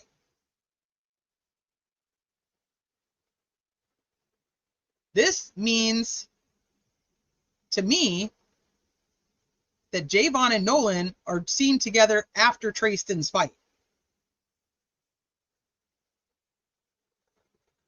So Javon and Nolan were by one of the boat's motors chatting, and the last boy in our group was sitting in the sand. He saw us passing. We didn't see him. We went back to our boat, just me and my husband, and the said altercation happened after that, not too long after, because the boys started coming back for us to leave. First, one of my boys that looked unwell and confessed he had a couple of drinks with Javon and Nolan. Then my other boy with one of the friends, and lastly, the one that his girlfriend was also on the island, and he saw us passing by earlier. And you can't make this shit up. It's like a fucking twisty tie. And none of the boys really knew where he was for sure. They all said, oh, hold on, I missed a part. Then my other boy with one of the friends, and lastly, the one that his girlfriend was also on the island, and he saw us passing by earlier. We had to go after Javon. None of the boys really knew where he was for sure. They all assumed he was by the group where Nolan was, yet so we took our boat in that direction, looking for Javon, and that's how we found him, running from the opposite direction of where Nolan's friend's boat was towards where we were, probably thinking we would leave him behind, since he didn't come back with our group of boys when it was time to go home. I I feel like you guys are asking the right questions, and if everyone tells what they know, and see, we'll find out what really happened that day with Nolan. So, this is Lucas's mom. Oh, I would hope so, Blondie. Yeah, I would hope so. Okay. So here's another one. So the infamous picture of somebody thinking that, this is a video. And we went over this video in the first live too. And then they screenshot it and they say, like, we believe that this is Nolan, like, bending over on the back of a boat. And we all kind of speculated whether it might have been Katie's boat. Was it Katie's dad's boat? Like, what boat was it? Well, this gentleman comes out and says, hey, it's my boat. And yes, that's Nolan. Now, is he telling the truth? That's up for for you guys to determine. So this one picture from my boat on July the 4th. The young man in the blue trunks is Nolan Wells. Was seen by many others. He was kind of hard to miss because he was so nice and kind. He even hugged my wife and helped her get up on the boat ladder.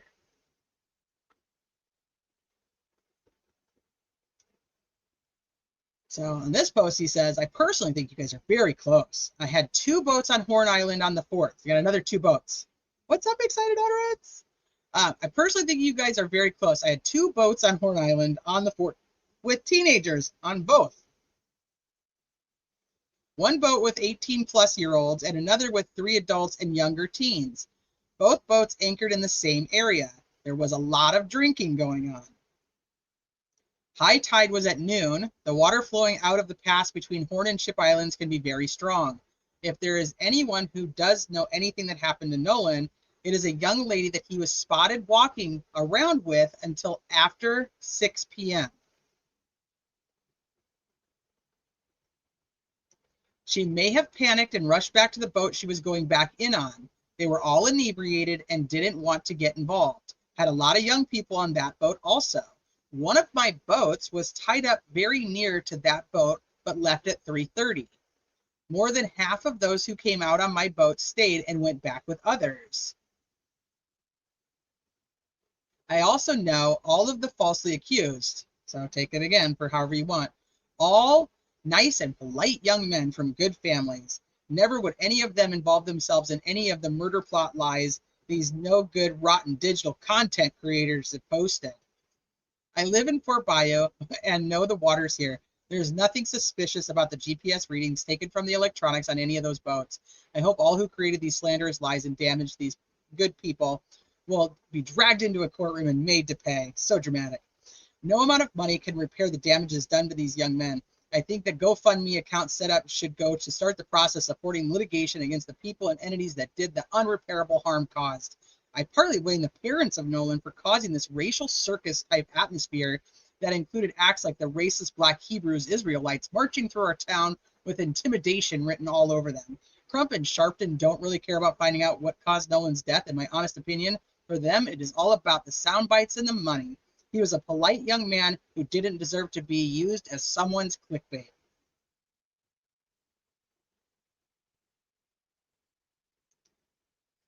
So here he says, there are no inconsistencies in the timeline. There are 3 boats involved in the return to the mainland. I've not read where anyone identified which boat this is an old post, by the way. I do know it's also very confusing because they don't explain which boat is which that they're actually fucking talking about. Yes, Mav. There's no inconsistency. I have not read where anyone identified which boat the GPS info came from. I do know one of the boats the investigators took the info from. All 3 boats ended up in different locations. One of the boats stopped to drop off some of the people on board before heading up to Fort Bayou to its private dock. Okay, that is possibly Bart's boat? Don't know. One boat headed to the north part of the bay to a private dock. Someone on that boat had to go and pick up a boat trailer and then go to the boat launch to pull the boat that was leaking out of the water. The 3rd boat had to keep running around so the water would drain while they got to the trailer. So this could explain why the boat was going all over the place like we looked at on the map. I don't know. Possible? Maybe. So the third boat had to keep running around so the water would drain while they got the trailer to the boat launch. Nothing to see there. So that means that the trailer wasn't already at the boat launch, that possibly who was ever driving the Palm Beach or Bart, one of these other two boats supposedly had to go and get, hi Johnny, had to go and get a trailer and bring it to the dock. So on number 2, once you get a certain distance off of the island, you pick up a cell signal. Marine radio is always available in that area. I'm not sure which was used, to be honest. Check Uncle Randy's hard drive. So you can take it or leave it. Take it. You think he's telling the truth? You think he's telling the truth?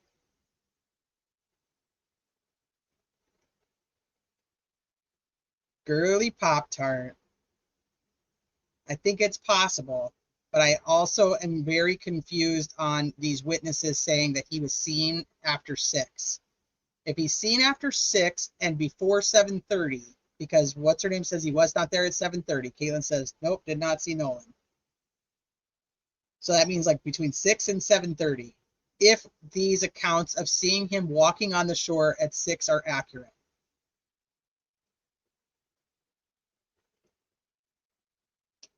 Okay, so now we're back to Katie. We talked about Katie and Katie's sister, Gracie. So Gracie had made some posts on Facebook. There was another one that I was trying to find that I had seen originally and I did not save it, which was just dumb on my part. So I don't know where that one is, but she does an interview with the New York Post. Everybody likes the fucking New York Post all of a sudden. It's like, yay, New York Post.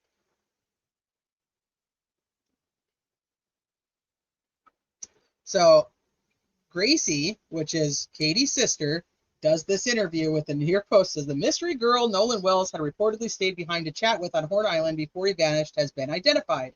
But the revelation and new conflicting accounts have only led to more questions about his death.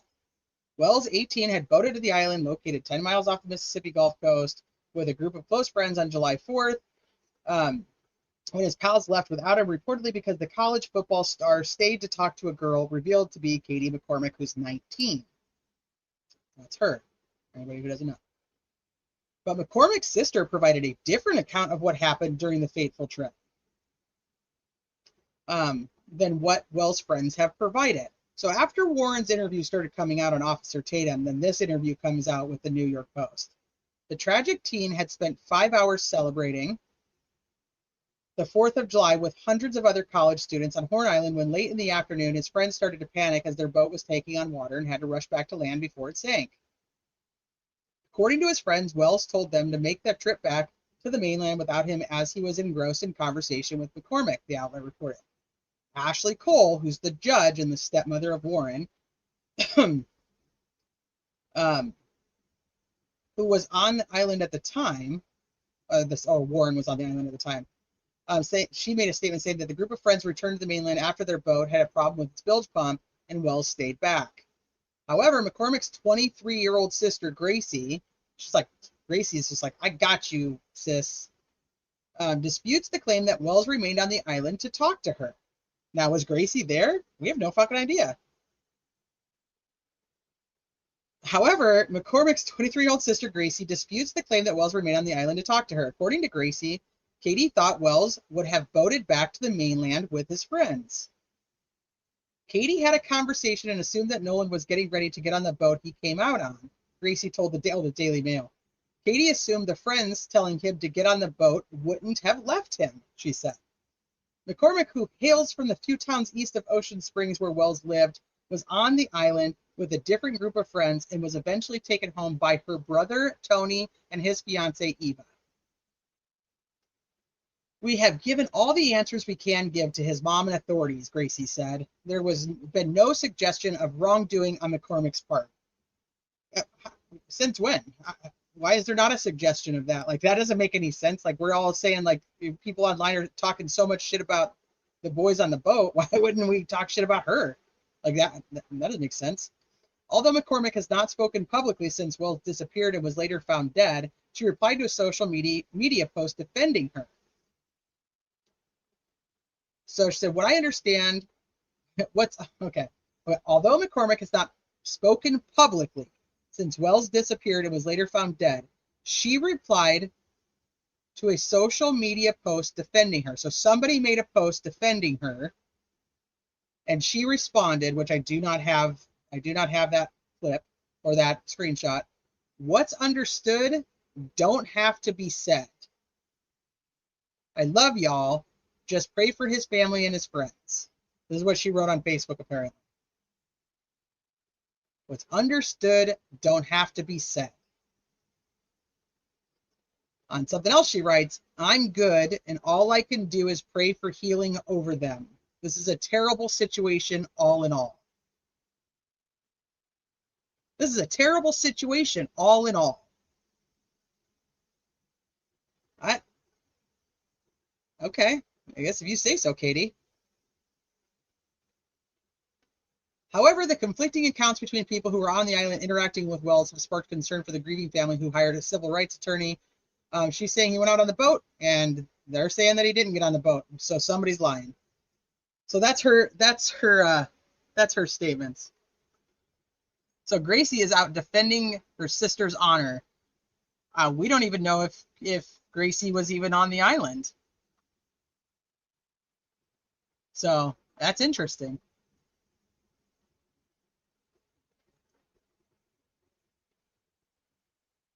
Okay. That needs a little work, Katie. Yeah.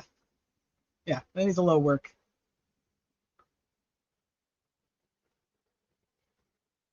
So I think it was yesterday or the day before, all these photos from the tow. Not that tow. From the boat being towed. I know what you guys are thinking, and I'm not showing you that tow. All these photos start popping up of the boats, the Triton being towed or potentially being towed, starting to be towed. Of course, these videos and these still images, nobody wants. This is when I say, like, if you're gonna put it out there, just put the whole fucking thing out there. Why do we post a screenshot? Post one screenshot. This is a still image from a video. You have the fucking video. Just put out the fucking video. Just put out the video. Wait, and just put out the fucking video. Like, I don't understand that. So this is that still image zoomed in. And then Ben Crump gets a hold of it. And he's like, that's Nolan's leg. It's a black kid's leg. Or Warren said that he saw Nolan cradling Katie. Well, Katie's not on this boat. Nolan's not on this boat. It's very weird because, and you guys in the chat who are boat people, you guys will correct me if I'm wrong. I know you will. I was under the impression that when you towed a boat, the motor was down. Yeah, just put out the fucking video. And also, I didn't think you tied up the boat to this area. I thought you tied it to the front. So I don't know, you guys.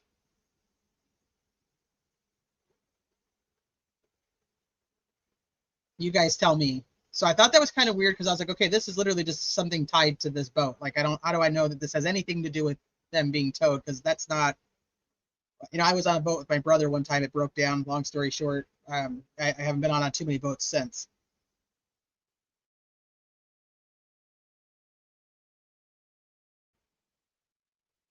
So anyway, so this is like the first one that pops out.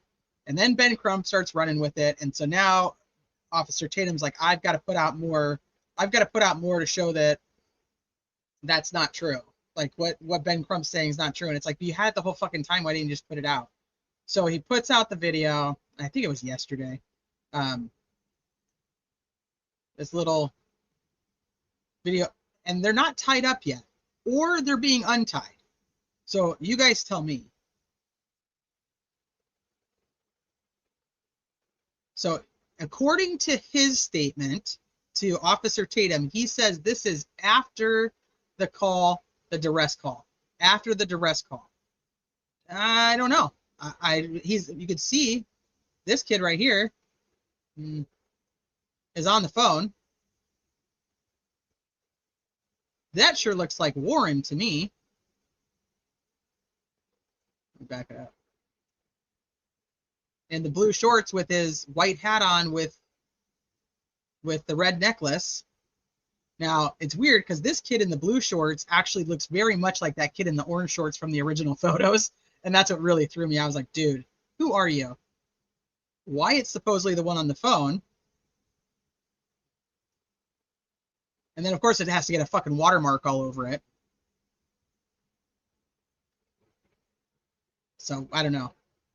But there's the two girls. We knew there was one girl. We knew there was one girl because, remember, the one girl's recorded. We don't know her name, but she got recorded saying they were all going to Ava's house. So we knew there was one girl. We played hers. We played her video, or her audio, where she said they're all going to Ava's house. So we know that we knew there was one girl on the boat.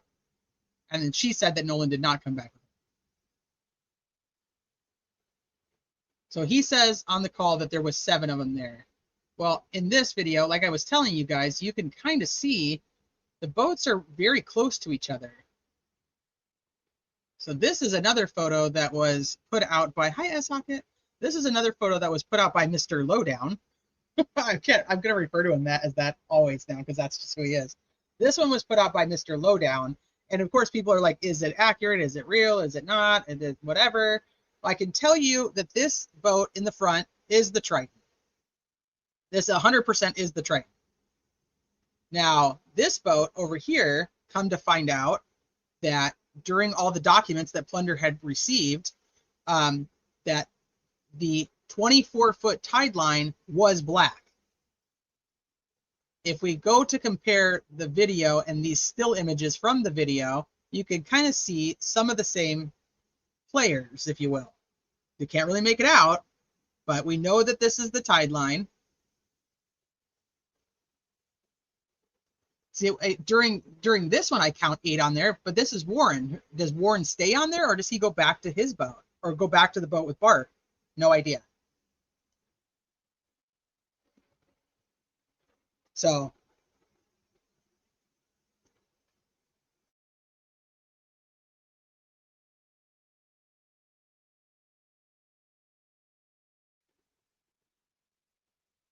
I don't know. You tell me. Hey, girls, so if they were all drinking, then there may have been a lot of assuming going on, which makes things not line up correctly. Yeah, especially times. Especially times.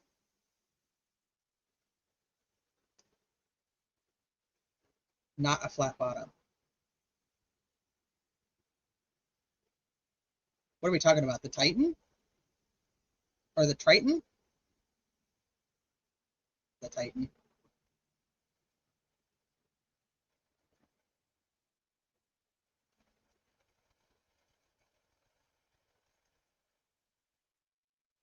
Okay, so this is the call that Wyatt makes to get to Cito. Yeah, I got you, Justin. So this is the one from Plunder. It is about 8 minutes long. But if you guys haven't heard it, I kind of want to play the whole thing for you. Can you guys hear this? Can you hear it? I just want to make sure you guys can hear it.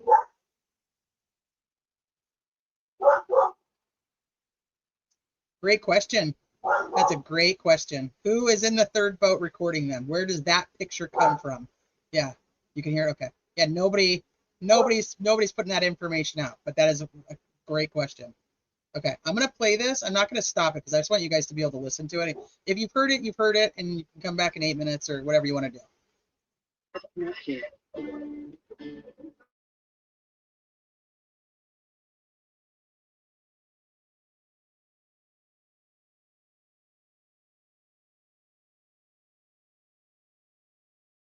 Cito Assistant, Vicky speaking.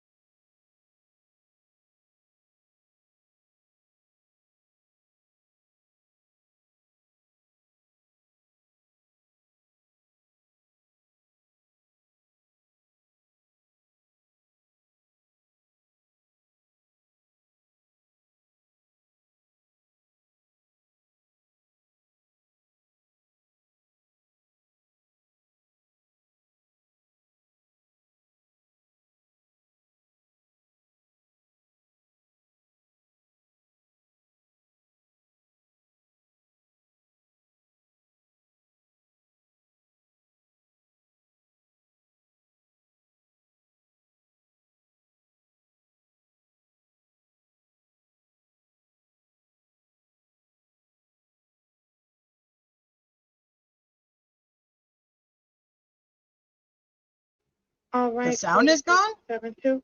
All right, and you were breaking up a little bit. Can you just repeat it one more time to make sure I have it correct? The sound is gone? Sound is good. Sound is... Okay, I'm so confused. All right, hold please. Let's try this.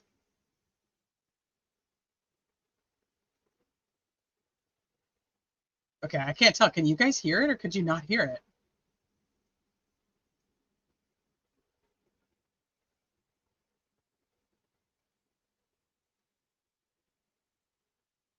Okay, tell me.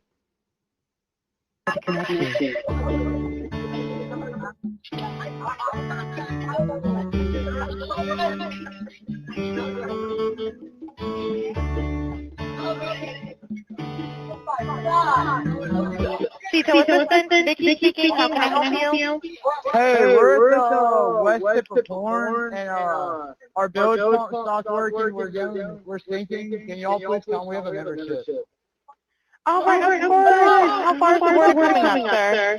Can you give me a description? Ankles? Hello? Hey, Is the yes? How far is the water coming up, sir? it's coming up. We're just sinking. I don't know. Like we're going down now. All right, well, let's get you going. Membership number or phone number listed on the account, sir. I don't know the phone number. It's either Jerry Atkinson. I think it's Jerry Atkinson. Try that. All right. I know we have a membership like guaranteed. I don't All have right, the tag. unless you have a We got ripped membership off. number or anything, it's okay. I'll get you over to the captain. What's the best phone number to reach you at? Reach me at 2. All right. And is everybody on board in good health otherwise? Yeah, everybody's How on many? board. All right. Do you need the United States Coast Guard? What? Do you need the United States Coast Guard? No, we do not need that. All right. All right. Do you have your current GPS coordinates? I think you guys are thinking it's an echo. Okay, you can hear perfectly now. Maybe it was an echo because I wasn't muted.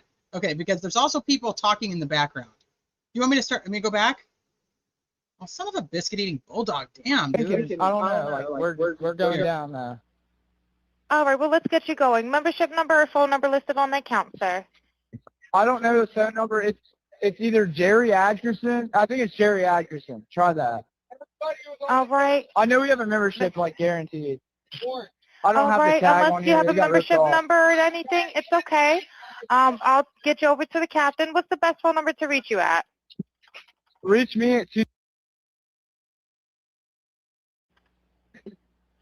All right. And is everybody on board in good health otherwise? Yeah, everybody's How on many? board. All right. Do you need the United States Coast Guard? What? Do you need the United States Coast Guard? No, we do not need that.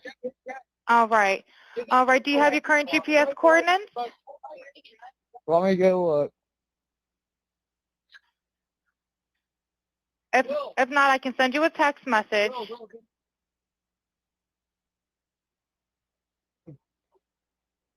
North. All right, are you ready? Yes, sir. I'm available. North 30 degrees. By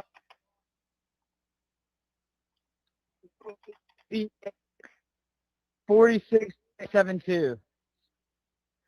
All right. 4672. All right. And you were breaking up a little bit. Can you just repeat it one more time to make sure I have it correct? Sorry, look. What Hello. do I Can need you to hear send me? Yeah, what? So you're breaking up. If you need assistance, do you have a VHF radio? No, we do not have the VHF radio. All right. Well, let's try to get you going because you don't have good cell phone reception. Can you verify your coordinates one more time?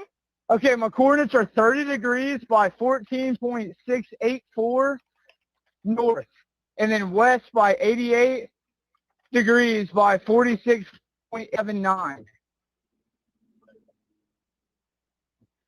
Right. Looks like you're on Horn Island, correct? Are you Yes, on we are Horn at Horn Island? Island. Yes. All right. Is the boat sinking or you have it aground? We were sinking, yes.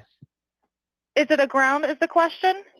No, we're not aground. We are in Okay. 17 foot of water. We're in 31 foot of water. All right, have to ask. What do you want to do? Do you want to be towed back? I want to get this boat unsank and towed back, yes. All right, where would you like it towed to, sir? You can tow it to Ocean Springs Harbor, or Fort Bayou Launch. All right, how many adults and children on board? No, there's no children. So is there anybody on board? How many adults, sir? That was the question.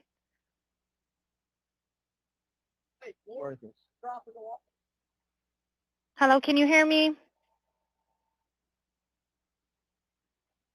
Gotta jump in and pull the plug, Bart, while you're going. Hello, sir. Hello. Yep, I just need you to answer these questions so I can get you over to the captain. Okay. How many what's adults going on board? So, there's 0 adults on board. There's nobody on board the boat? No. Nobody right. here is over the age of 21. Sir, that was not the question. Is there a person? Is there a person, a living individual on the boat?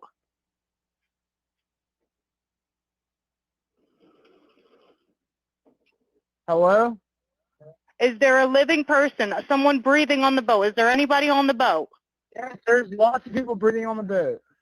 All right, how many people, sir? Like 7. All right, thank you. Does everyone have life jackets on or available to them? Yes, we have life jackets available. All right, verify what boat's sinking.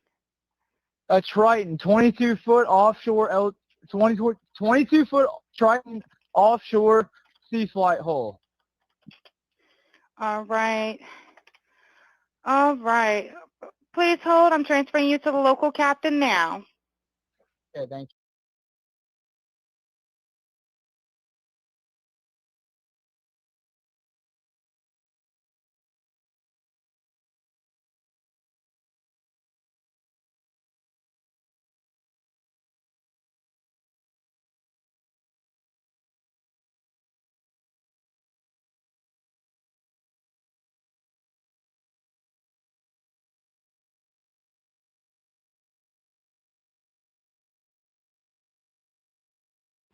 This is Captain Seth.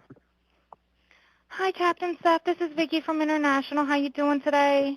Doing good. How are you? Good, good. I apologize ahead of time. I really do. You're going to have a fee for service come up under Jerry. Okay. It sounds like a bunch of kids on board on Horn Island. He's letting me know that his father's a member, but he can't give me any information.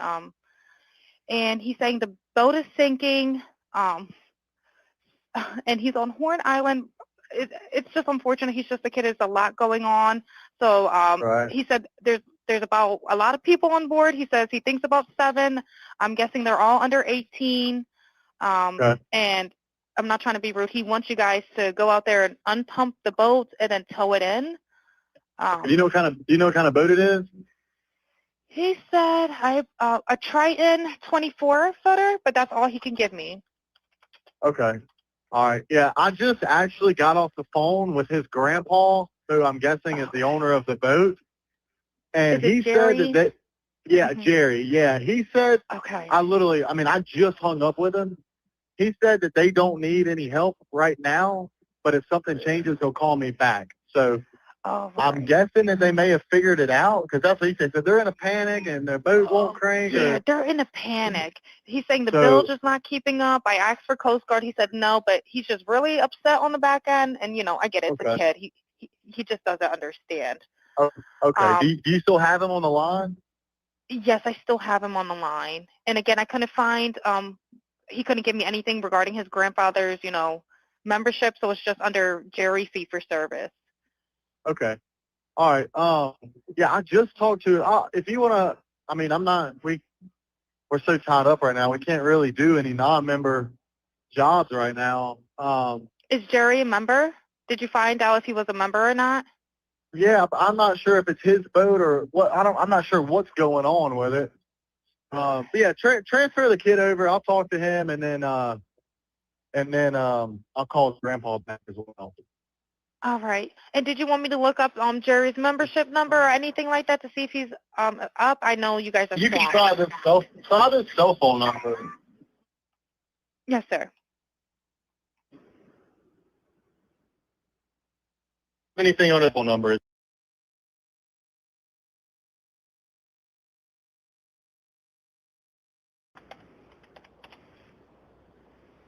All right. Yep. Jerry. Yeah, he's an active member. Hold on. What kind of boat do you have on Yeah. there? Same boat? Yeah, he's one. Yeah, he's one of your members. Yep, 22-foot Triton. All right, I'll just disregard this one. I'm gonna send you over an accurate one under this Jerry Ackerson one. Okay, he's one of your members. You'll get in a couple minutes. Okay. Okay, perfect. All right. And yeah, just transfer this kid over whenever you get a chance. All right, transferring now. Thank you again, Captain. All Stay righty. safe out there. It's crazy. Have a drink. Oh, it's wild. All righty. Thank you. Thank you. Bye-bye. Bye-bye.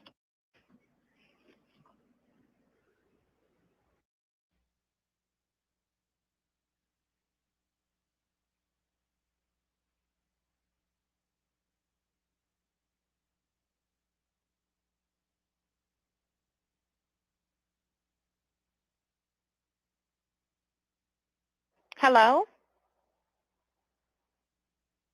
Hello? Are you there? I apologize. I will be disconnecting due to lack of response. Okay. So that's the call. This call has been now going around, and people are quote unquote audio engineers and are like going crazy about stuff that's supposedly being said in the background. And I mean, you can't even convince people now that they're wrong on it, because they think that you hear people in the background talking about Nolan's dead. Is he going to make it? So now the theory is that he was on the boat and he died. They were calling for help and he dies. And so they just say, hey, the boat's sinking.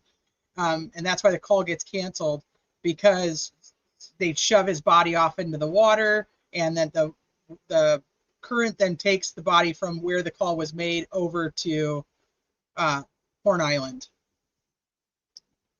I mean, it's like, it's the stuff you heard that be a gun. Like it's legit even crazy. Like what people are doing to this audio is like flipping nutso.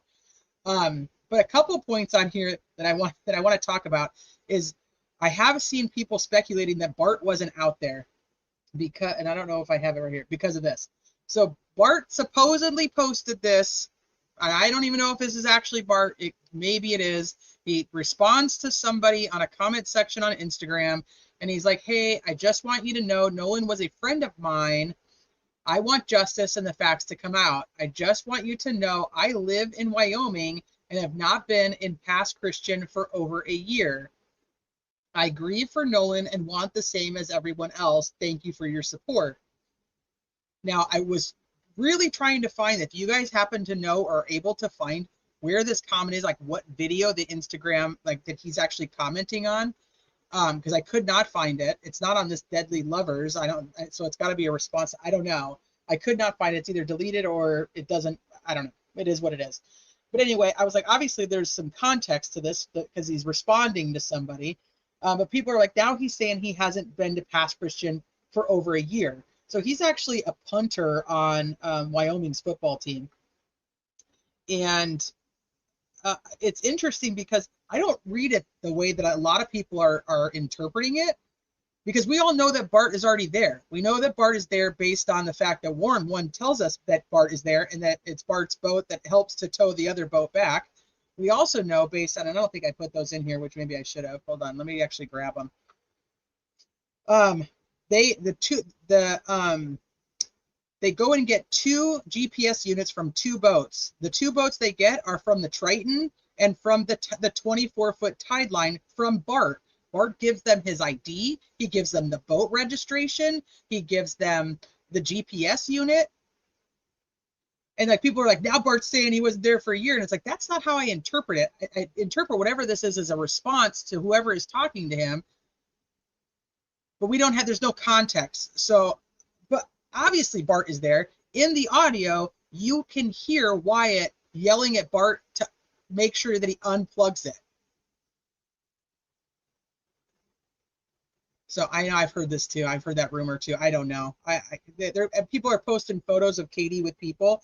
We know that Katie is friends on Facebook with Jax Fatalo's brother, Trent. They're friends on Facebook. And Katie is also friends with Tristan on Facebook. And not recently added. They've been friends for a while.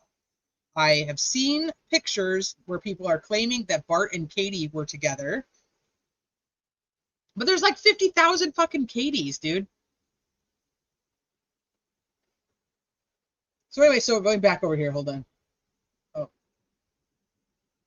So this boat here in this photo, which is the only reason I actually think that this is absolutely legit because it came out before these other videos, before Officer Tatum put this video out, is that the description of the boat given on the police reports is a black 24-foot tide line.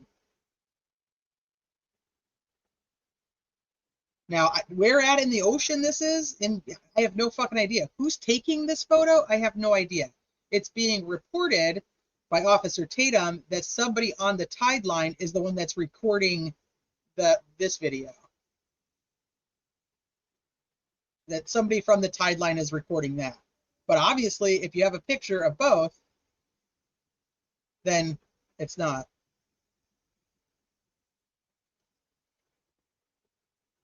So the other thing that I found, so we know that they call CETO, and then we know that this call gets canceled.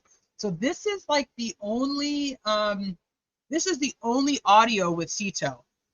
We don't see any documentation that shows that they followed up. All we know from CETO is in the statement that they made that the call was canceled, like they no longer needed assistance. Well, in listening to this call, you have Captain Seth, who's talking to Grandpa Jerry. Grandpa Jerry owns the boats and owns like a little boating. I can show you guys where he's from too. Owns like a little boating thing. So I think they know each other, and Grandpa Jerry's got like history with like all these people that are involved in like it's not Coast Guard. It's not what I can't think of the damn name. But like knows Captain Seth. You know what I mean? Like they know, like they're from like the same group of people. And so you have Grandpa on the phone with Captain Seth. You have Wyatt on the phone with CETO. And so Grandpa says, hey, Seth, they're fine. Don't worry about it. I'll let you know if they actually need any help. They'll figure it out. At the same time, Wyatt is telling Vicky from CETO, like, we need fucking help. We just want somebody to come unsink our boat and take us in. Like, just come unsink our boat. And so the call gets canceled because Grandpa told Seth they're fine. Like, what if there wasn't another boat there to tow them? Like, these guys don't even make sure that this boat out there is gonna make it back in. And like Captain Seth says, you know, if they're not a member, we really don't have time to deal with them. Like, it's just too fucking bad. Like, if their boat is sinking and they are not a member of ours, oh well, better luck next time. Like, I don't know, I found that kind of crazy. So, Hudes had mentioned earlier that TMZ, so at the very beginning, you guys heard music on, oh, thank you, Travis. At the very beginning, you heard music on the call. So I'll kind of play it again for you real quick. It's probably going to have an echo, though, because I'm not muted.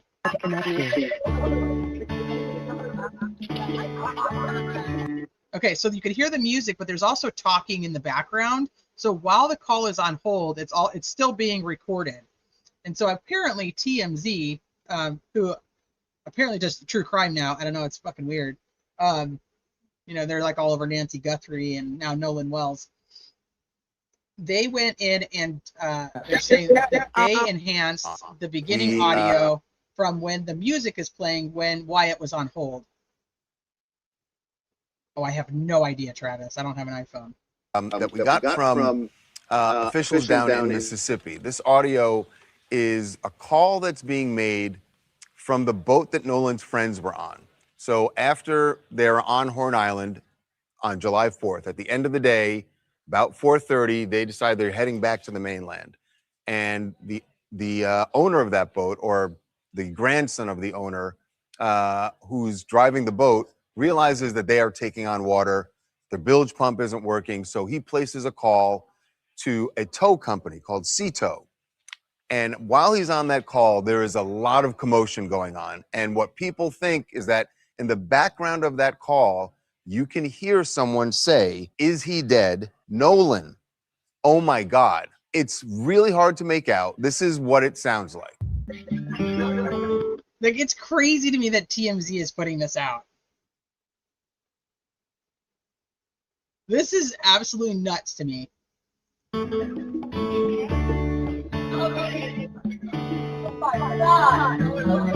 CTO assistant, Vicky speaking. How can I help you? All right, of course. How far is this? He's on that call. There is a lot of commotion going on. And what people think is that in the background of that call, you can hear someone say, "Is he dead? Nolan. Oh my God." It's really hard to make out. This is what it sounds like.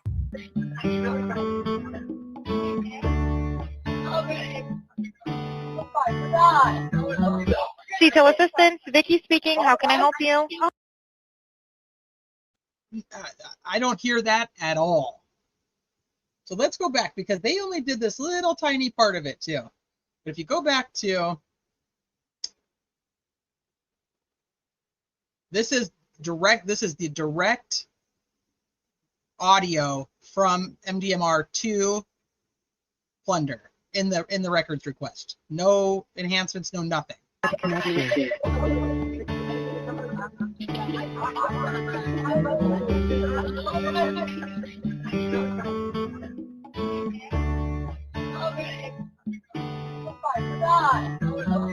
CTO assistant, Vicky speaking.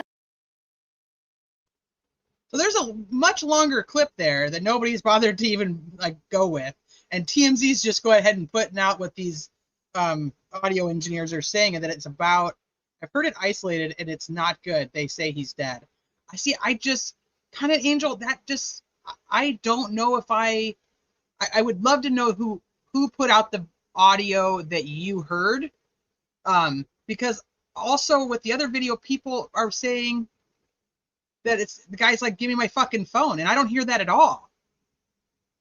I'm gonna play it again, but I'm gonna mute the whole time because I wasn't muted, so it's probably echoing. I hear, "Oh my God." That's absolutely what I hear. "Oh my God." Connect you.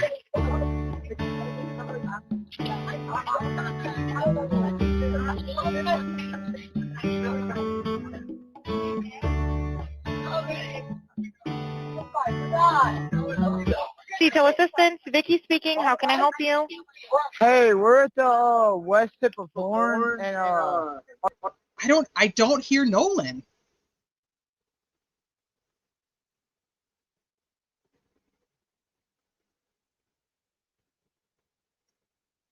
I just don't hear it. I hear, "Oh my God." That's like the only thing I can make out in that. You hear Nolan, "Oh my God"? Okay, "Oh my God." Oh shit. All right, I'll do it one more time, totally muted.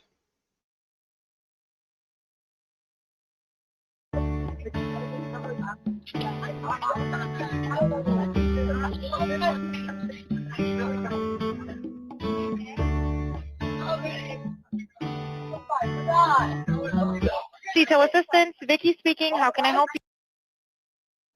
Fucking Vicky. You heard, "Oh my God, Nolan, don't die"? Nolan, "Oh my God, don't die." Yeah, see, I don't hear Nolan at all.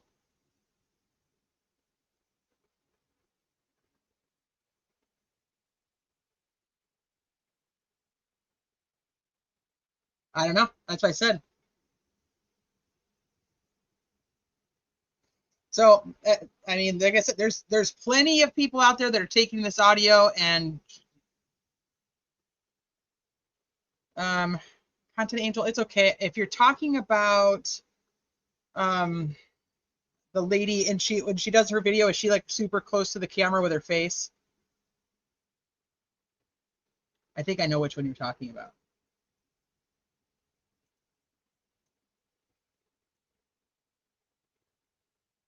Is that my last one? Okay. I heard, "Did it die?" Ah, interesting. Yeah. No, I just gave you a link to some other blogger who has the audio. Not that big a deal. No, I mean, no, it's good. Thank you. I appreciate it. We were talking about this, you know, even before the live started, that it's like, I've heard so many different versions now that the people who are audio enhancing it, their audio enhancements don't even say the same thing. So it's like very confusing. And you like, how do you trust the source when they're all audio engineers, you know, and they're all saying it says a little something different, but to the same variation of that it has something to do with Nolan. And I'm just saying, on the plain audio, I do not hear Nolan. I heard Nancy Grace with the with audio enhanced. I did not hear Nancy Grace play a plain audio. It is. It's that be a gun all over again. So no matter what, I hope that, as always, if it did come to a trial, that it would not be something that an officer would testify that this is what I hear, that they would let a jury decide what they hear.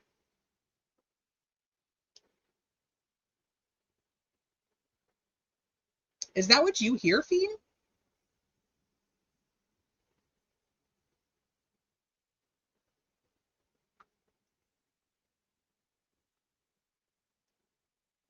Okay, so all right, a couple things. I was gonna go through these. I think I'm gonna do it tomorrow. I think we'll go through the interviews and add the stuff to our timeline from there. But let's do.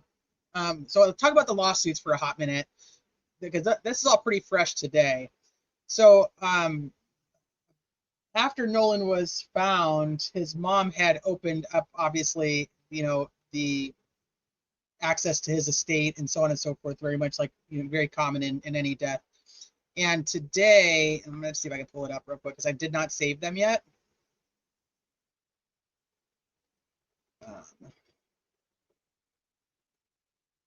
As of today, she has, under his estate case, has requested subpoenas or subpoenaed everything to do with Snapchat, Instagram,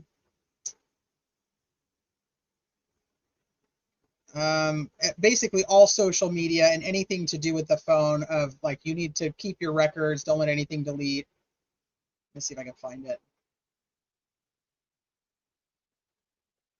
Is it this one?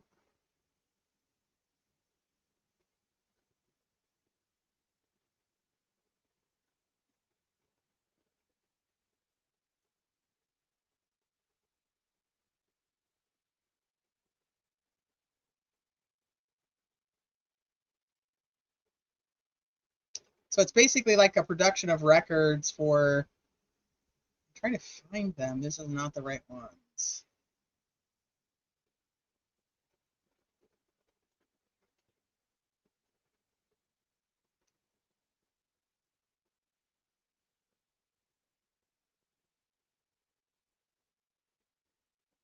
Oh, Meta, so Facebook. This is the right ones. Life 360, Snapchat, Instagram. Let's see if I can find the other ones. I feel like there was 5. Life 360, Meta, oh, WhatsApp, Snapchat, and TikTok. It wasn't Instagram, but Meta owned both. Yeah, Instagram is Meta now, isn't it?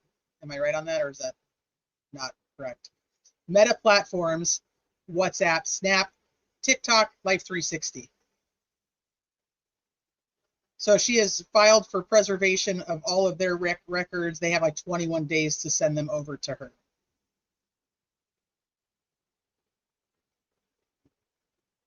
And then we also get Warren's mom. Warren's mom getting served. Don't go messaging me now, guys, because I don't have this stuff saved and it's going to pop up. Warren's mom getting, or yeah, Warren's stepmom, the judge, like, dear Judge Cole, this firm and our counsel represent the parents of Nolan Xavier Wells, deceased. We are investigating Nolan's death. So they're having her preserve all of her evidence as well, all of her communications, all of her stuff from her telephone, and turn it over to the attorneys. So I'm wondering who else is going to pop up next. Nolan Wells' mom adds Joel J. Averett, a top-rated Mississippi lawyer, to her legal arsenal. Wonder who's paying for that. From Carol Buffkin PLLC has now entered his appearance as of today. We did also hear, hold on, let me go find it.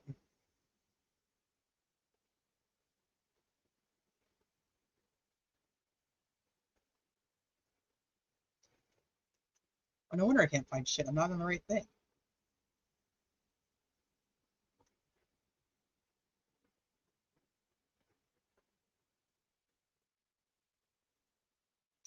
No.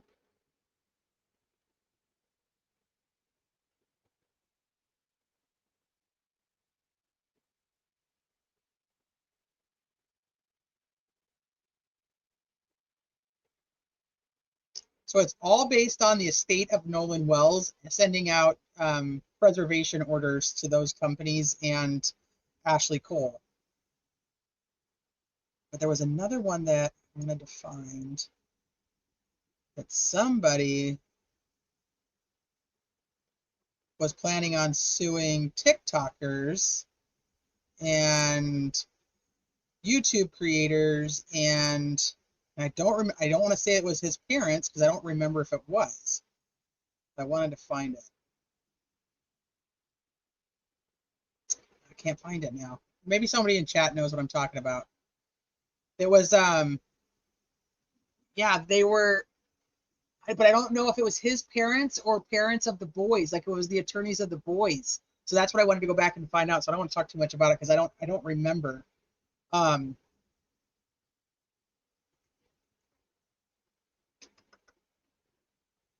But somebody was talking about lawsuits for defamation against YouTubers and people on TikTok and all the things, but I don't know if it was the boys' families or if it was the or if it's on behalf of the estate of Nolan Wells. And so it's one or the other though, and I don't know which one.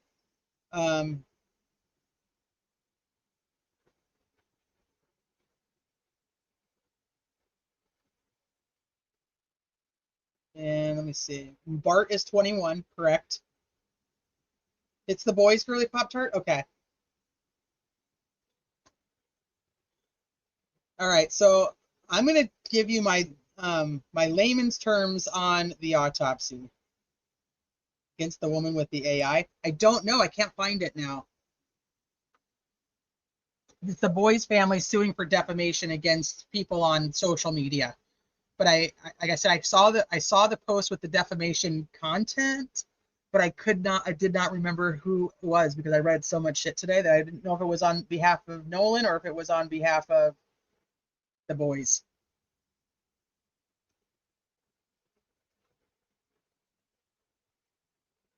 What media outlet did the Lucas interview? Inside Edition.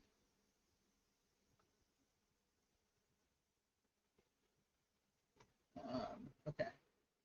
So this is from the independent autopsy that Nolan Wells' family requested, and so they received the body approximately 6 days after the body was found.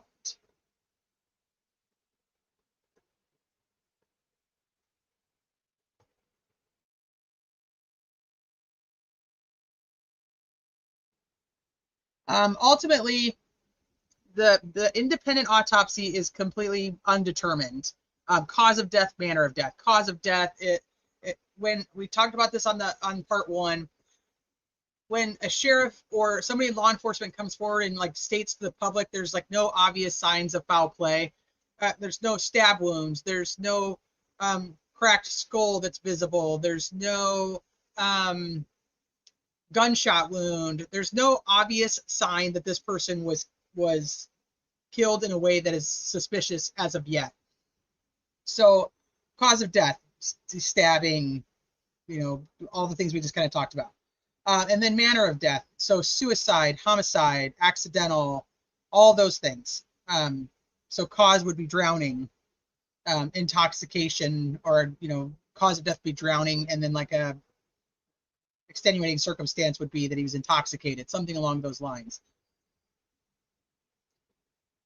So this autopsy was done on July 10th. Obviously, we know that they found this isn't suspicious. What do you mean? What part? I mean, that wasn't to me.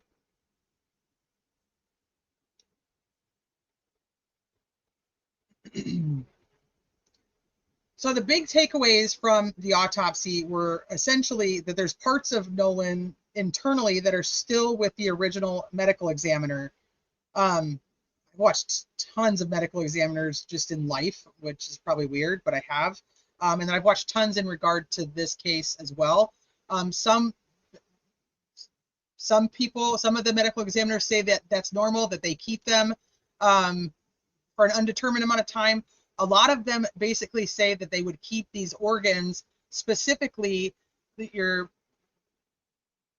not really your throat, but it's like your esophagus, your airway, all of that right in there. What is that? Okay, find it on Facebook, the last place I always check. I don't remember. They kept all of that, but they're still looking for possible drowning. They're looking for possible strangulation. The hyoid bone being fractured is a good sign of strangulation. So they're going to keep all that until it's completely determined what the cause of death is. I don't know if I find it suspicious, because so many medical examiners that I've listened to, have said that many will do the same thing. And then it would be released, so some people who do a second autopsy, it could be even later, and maybe those items would be done at the original medical examiner, with the original medical examiner, and they would be sent along with it. But the stomach, the lungs, those are both major parts that the medical examiner is going to need to determine drowning or potential drowning. I don't have it, Travis. I know I'm supposed to get it. You told me.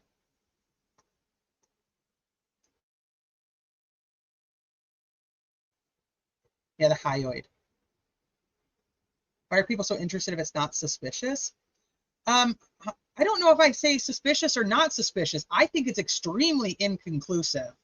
I think this autopsy, when we get information from the first medical examiner, that's where I'm going to be the most curious about how interesting or lack thereof this autopsy is really just kind of where I'm at with it. There is no,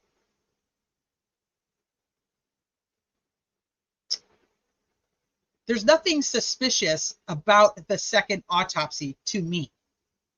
The death is suspicious in general, because we don't know what happened. I don't know if that, oh gosh, I hope not. So, and even the medical examiner who is performing this second autopsy states that it's not unusual that the original medical examiner kept some of these things. They're not surprised by it.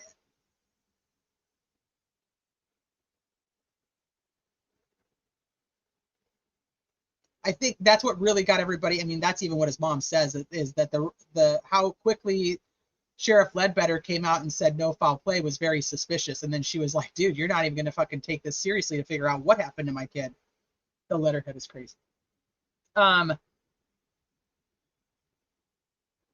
I'll just kind of tell you some of the things that he talks about in here. So the second autopsy performed on Nolan Wells revealed marked decompositional changes. Marked decomposition can obscure the presence or absence of bruising on the skin. So here's a problem when you're trying to figure out if somebody was strangled or anything along those lines. And then you have, I think it was Don Lemon who actually came out and said something like that there was bruising, but there isn't. This medical examiner says that there is no bruising that they can attribute to actual bruises from an altercation versus decomposition.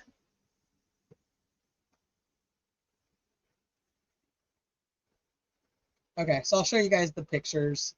There's no toxicology taken from the second autopsy. You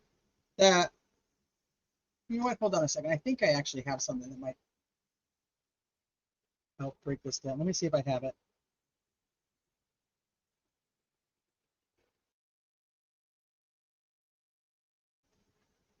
I don't know if I saved it on my phone. I may have.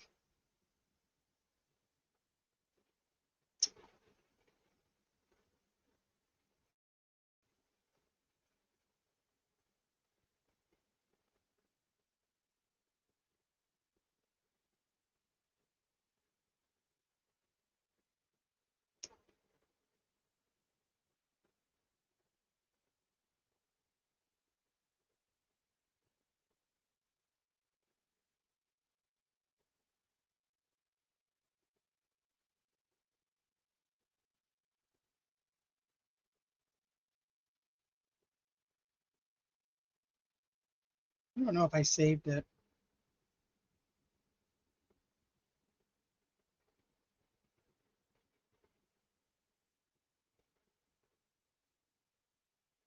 I don't see it. Thank you, Travis. The fact that they had his phone and keys did not turn them over. The family had to track them down. Okay, so let's talk about that for just a hot second. But I don't know if, I mean, that doesn't really go with the autopsy, but let's just talk about that for a hot second. The keys make total sense that they would have the keys, because why would you bring the keys with you to Horn Island? You're not driving your truck. Why wouldn't you just leave your keys? Where are you going to put them? So it makes sense to me that the keys are not there. Now, the phone is curious to me, because you have Warren who's telling a story that he told Christine they had the phone. Then you have Christine and Tashima on interview stating that Life 360 showed the phone was in a different location than Snapchat showed the phone, and that Jalen is the one who could access the Snapchat and show where the phone was, and that's how they found it. But does that make sense when we know that Javon had to go get his phone from Wyatt to begin with?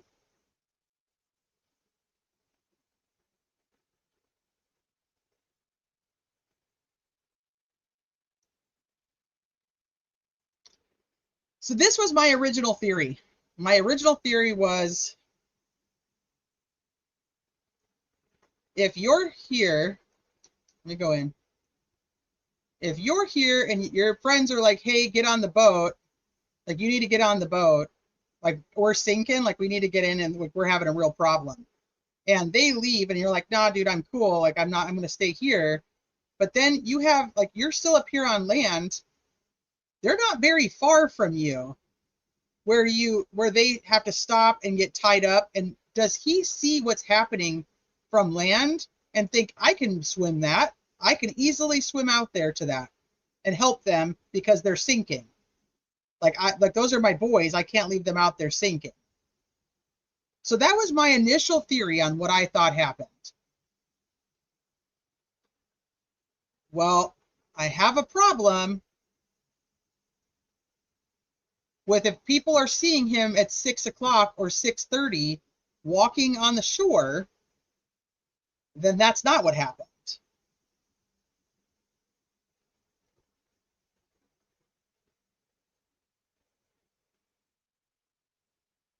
So I don't know. Unless the people who are supposedly seeing him on the shore are seeing somebody else. And he actually, that was my original theory, was like he sees his boys out there and they're all stopped and like shit is going bad. Like he's like, I got to go take care of them. People are really bad at judging how far they can swim.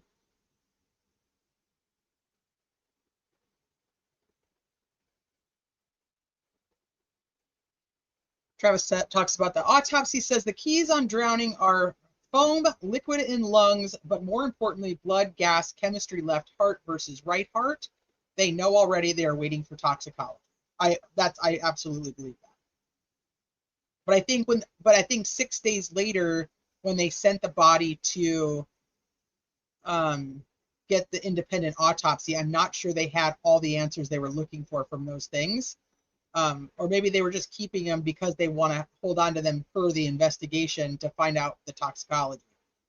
Because sometimes it's liquid in the stomach, sometimes it's liquid in the lungs, and sometimes they swallow it, sometimes they're breathing it in. Why not give the family the phone when you knew he was missing? Well, I think they do essentially give the family the phone when they know he's missing, because they realize around 11 that he's missing. Warren calls Christine, then he calls the Coast Guard. At that point, when Warren's on the phone with the Coast Guard, Christine's on the phone with Tashima and asking, and they're calling Javon and Jalen on three-way to figure it out. They figure out that the phone is over at this house, which, I mean, I don't know, if somebody says my son's missing, maybe I don't hear anything about the phone. Maybe I'm not even paying attention anymore. Like, what the hell do you mean my son's missing? You know, like, who knows what the hell she was thinking at that moment? She could have just been like, oh, I got to figure out where the fuck my son is. And so maybe she wasn't, like, who knows? And then so Tashima and Javon decide to go over to Jax's house, Jax's grandparents' house, and get the phone back, and it's in Wyatt's truck. Or maybe they're at Ava's still. I don't know. They're either at Ava's or they're at Jax's grandparents. And then they give him the phone, but they have to go to the truck to get the phone. I don't know if I believe Tashima with her whole like, it's 15 minutes. What'd you guys do? Walk back to Horn Island? Yeah, I don't know. I don't buy that.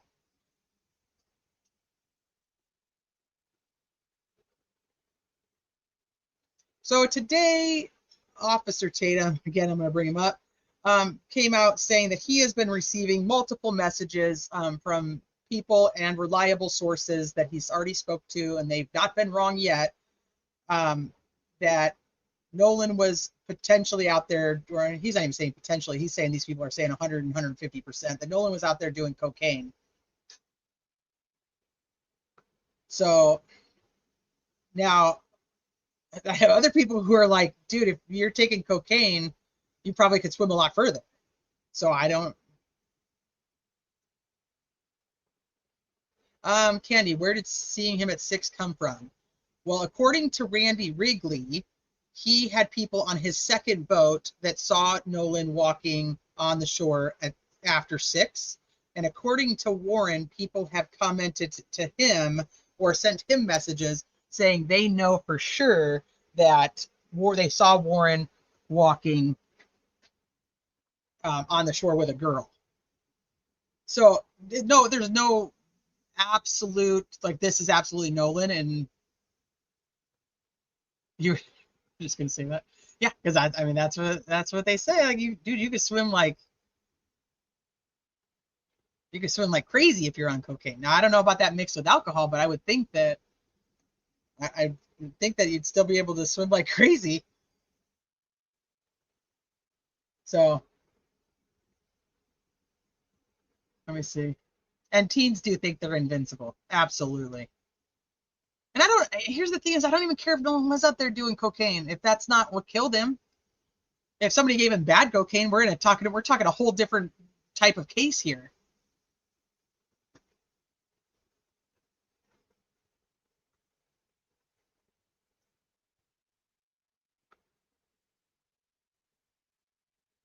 And the only reason that Nolan was drinking came out the day after the distress call. Pretty sure they came out at the same time. Well, Lucas does his interview, and he says that that he was hammered. He said Nolan was hammered. And then on the call in to report Nolan missing, they asked Warren about drinking, and he said like he was drinking pretty heavy, like we were drinking all day. But there's no, like, was he on drugs? Like, there's no comment about that. So I don't know. I don't know about the cocaine. Like I said, I'm not. It'll come back in the toxicology. The thing that's going to be kind of crazy in the toxicology is the alcohol, because you know that in the toxicology or in your decomposition is alcohol. So how do you determine how much of it's from the decomp and how much of it's from his alcohol intake? Right. Yeah. He's not just like, hey, I've got cocaine. Supposedly the story is that somebody out there, this is according to Officer Tatum, and he knows all the names, so if you know, but he wants to tell the police first, that somebody out there was offering cocaine to multiple people, and the person who's telling Officer Tatum this denied the cocaine, but Nolan said yes. I have no idea. Like I said, if that's not his cause of death, then does it matter? Yeah, they're going to say he didn't drink and he didn't do drugs. But the thing is we know he's drinking. We see him drinking. He's pictures of him with alcohol. This kid, he seems like a great kid. Like, so I don't want to take anything away from that. This kid seems like a great kid and an absolute loss for his family and probably society for what he could have grown up to do. I'm not going to take anything away from that whatsoever. Everybody who talks about him talks about how kind he was, how nice he was. He's hugging people. He's helping people up and down on their boats. But the fucking kid is 18. He's about to be 19 years old. Like, you think I'm going to judge him for being out on 4th of July having a good-ass time with his friends and drinking? Fuck no, I'm not. Like, that's just crazy to me. Like, I don't care that he was only, and I think in Mississippi you could be, somebody look up that law, but I'm pretty sure in Mississippi you can drink at 18 with parents' approval. I'm pretty sure that's a Mississippi law, but don't quote me on that. Don't be like, Teresa said you're allowed to drink in Mississippi. Somebody needs to actually verify that before putting it out any further. But I'm pretty sure that I think in Mississippi you're allowed to drink at 18 with parents' permission. That's being, because that's usually you're too old now. You don't want to go do stuff like this. But at 18, this would have been fucking great. See, that's England. It is, Tammy? Okay, I didn't just make that up. Thank God. Okay. Correct. Fucker. So I don't know. So and Susie's probably gone by now, but she had asked very early on in this live, like, what do I think happened, or like why, like most people think that this is, and I shouldn't say most. Most people that don't think that he was murdered by the boys think that this is like an accidental drowning. For me, I'm not like, I think there's so much area in between there that we don't know. You got this kid that gets in a fight with Trayston. Then he gets in a fight with Carter and another dude. Then we have Javon who gets in another fight. Like, who the fuck is this kid? I was told originally it was Evan, but I don't know if it really was Evan or not.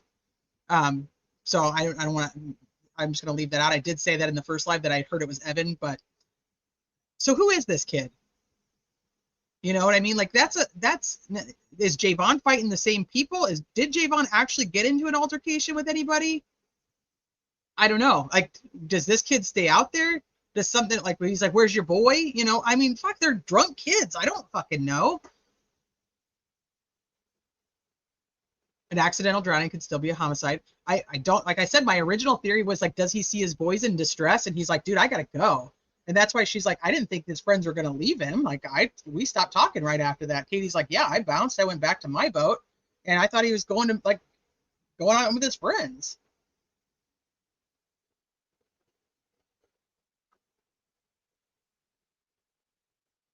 You know, and I don't necessarily disagree with this. And that's another thing too. It's so hard because one, it's spliced. The interview is completely spliced. I don't care. He put it all out, you know, all edited together in all the different parts into one, but it's still spliced. Like, it's not raw. Like, show me the raw interview so I can make a judgment. But I also don't know how much, because remember, like, Warren's lawyer is in the room with them. So how much is it like, you can't answer that, or we're not going to answer that, and all that shit's cut out. I don't know. Like, so like, I'm very curious on the actual unedited version of these interviews, but we'll never see them.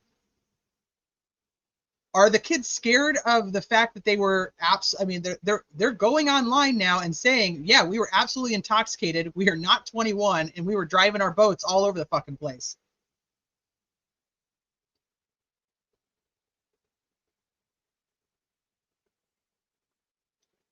I don't think I didn't take Bart. I don't know if you were here when I talked about that, but I didn't take Bart's comment that way. So, but I know a lot of people are, but that's just not how I read it.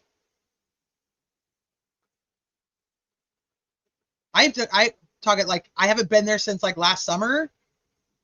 Like, so I don't know all these people that we're talking about. I'd like to see what his comment was that he was responding to just get some context for what he was actually saying. Like, what is the comment above that? Or what is the video he's commenting on? I don't know. I just think it would matter.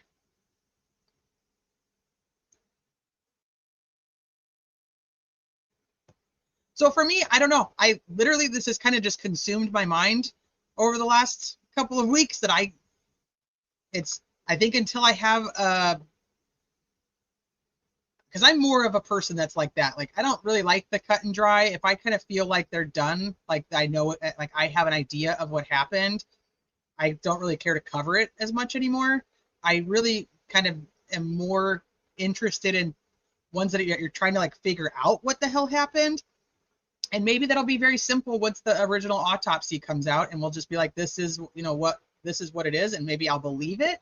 And it just, because it's really just about like my gut, like what my gut says is going on. And that's what I end up covering. So it may not be interesting to everybody else, but that's just where, yeah, the public might not let it go. But if my gut says this is it, like I believe this or I don't believe that or whatever, that'll determine how much more I cover of anything, always. So right now I have no fucking idea what happened to this kid. Did he get in a fight with somebody else? Did somebody else hurt him? You know, we just read the one comment when they're talking from Ivy. We're talking about Trayston and this guy JD that she calls JD John Doe. We don't know his name. That he hits Trayston in the face and then holds him underwater. Why is that? Like, why doesn't the public want to know who the fucking this kid is? He's obviously out here fighting people, and Trayston's mixed. This kid's white. Why don't we want to know more about this dude? Like, he is a massive interest to me.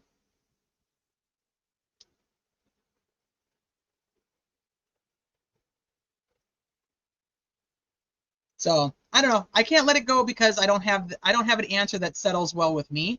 I don't necessarily think that the Warrens and the Wyatts and the Barts are part of it. I think that there's a whole ton of other people that are on this island that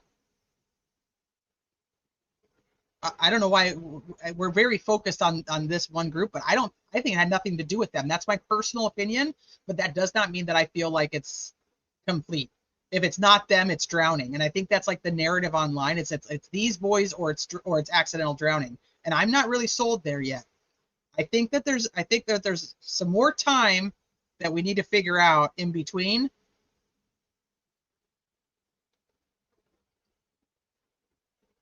You know, like I said, but maybe the original autopsy will come out and I'll be like, yeah, that totally makes sense to me and I feel it. I like in my gut, that's what I say is okay.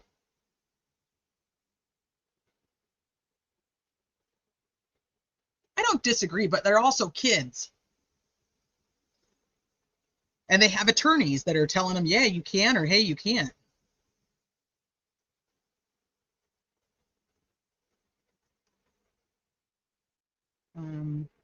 You mean for the boys? Like if the boys are going to sue for defamation, they're all named. I mean, I can't even tell you how many posts I've come across that like it's like say their names and it's like their first, middle, and last in like every social media people could find on specifically the four boys. But it does seem like Warren took more of the brunt, a little bit of Wyatt. You don't hear anybody really talking. You don't really hear anybody talking about like Eric, who's also in the picture. Oh yeah, their names are. Oh yeah, people are they're like, let's spread this far and wide, and I was like, damn. Okay, it's drowning. All good. All soft. Get the fuck out of here, Tracy. I don't mean it's not that. It's about how I feel about the information. I can't explain it because it's just how I feel about it. And for me as a person, like I just don't. Once I have like in my mind a type of closure, I can't sit there and talk about it. Even clicks, views, any of that kind of stuff. I just can't do it. It doesn't matter to me how popular the case is. I know, like you guys, I'm sure most of you guys all follow Idaho 4. That shit's blowing up right now with Brian Kohberger, and I'm gonna struggle to go back to that case. I promise you, I'm gonna struggle to go back to that case. But you guys have all said, I keep hearing over and over again, there's so much that's come out since the plea deal. I think I'm more interested to find out how intoxicated he was. Yeah, yeah, that's how I feel like there's something missing here. There's something wrong. There's something missing. I don't know what it is, and I want to be able to put my finger on it. And if I feel like I can put my finger on it, then I don't feel like I should cover it anymore.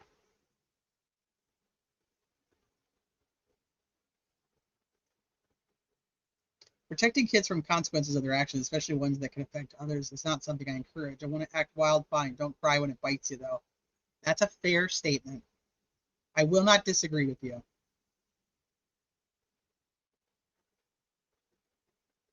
So, all right. Well, I think I'm going to do one tomorrow. We can, and you guys have probably all seen them already. They're already out, but I want to go through the interviews with you guys and just see if anything pops up that we think is like, ooh, big deal.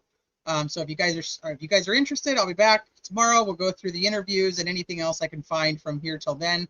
And if you guys have anything that I did not share that you guys have found or know of, or videos or information that you think is imperative, like, please feel free to email me at criminality187@gmail, or you can find me on Facebook. Just let me know, because I absolutely want to take a look at it, see if it kind of goes along with what we're already seeing, or so. All right, you guys, go enjoy the rest of your Tuesday. It has been a pleasure to hang out with you guys, and I will see you guys all mañana. Have a good one.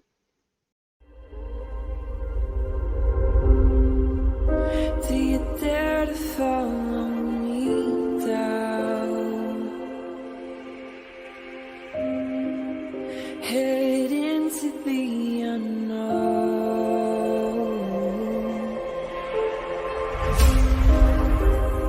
down the rabbit hole,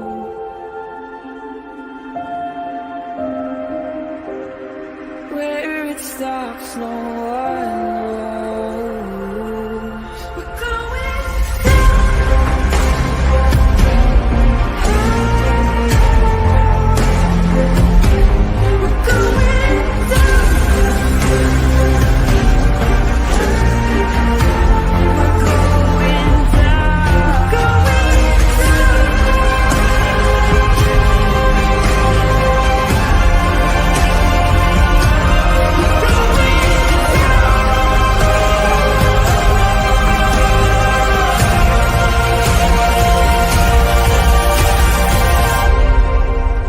Do you dare to follow me down? Head into the unknown.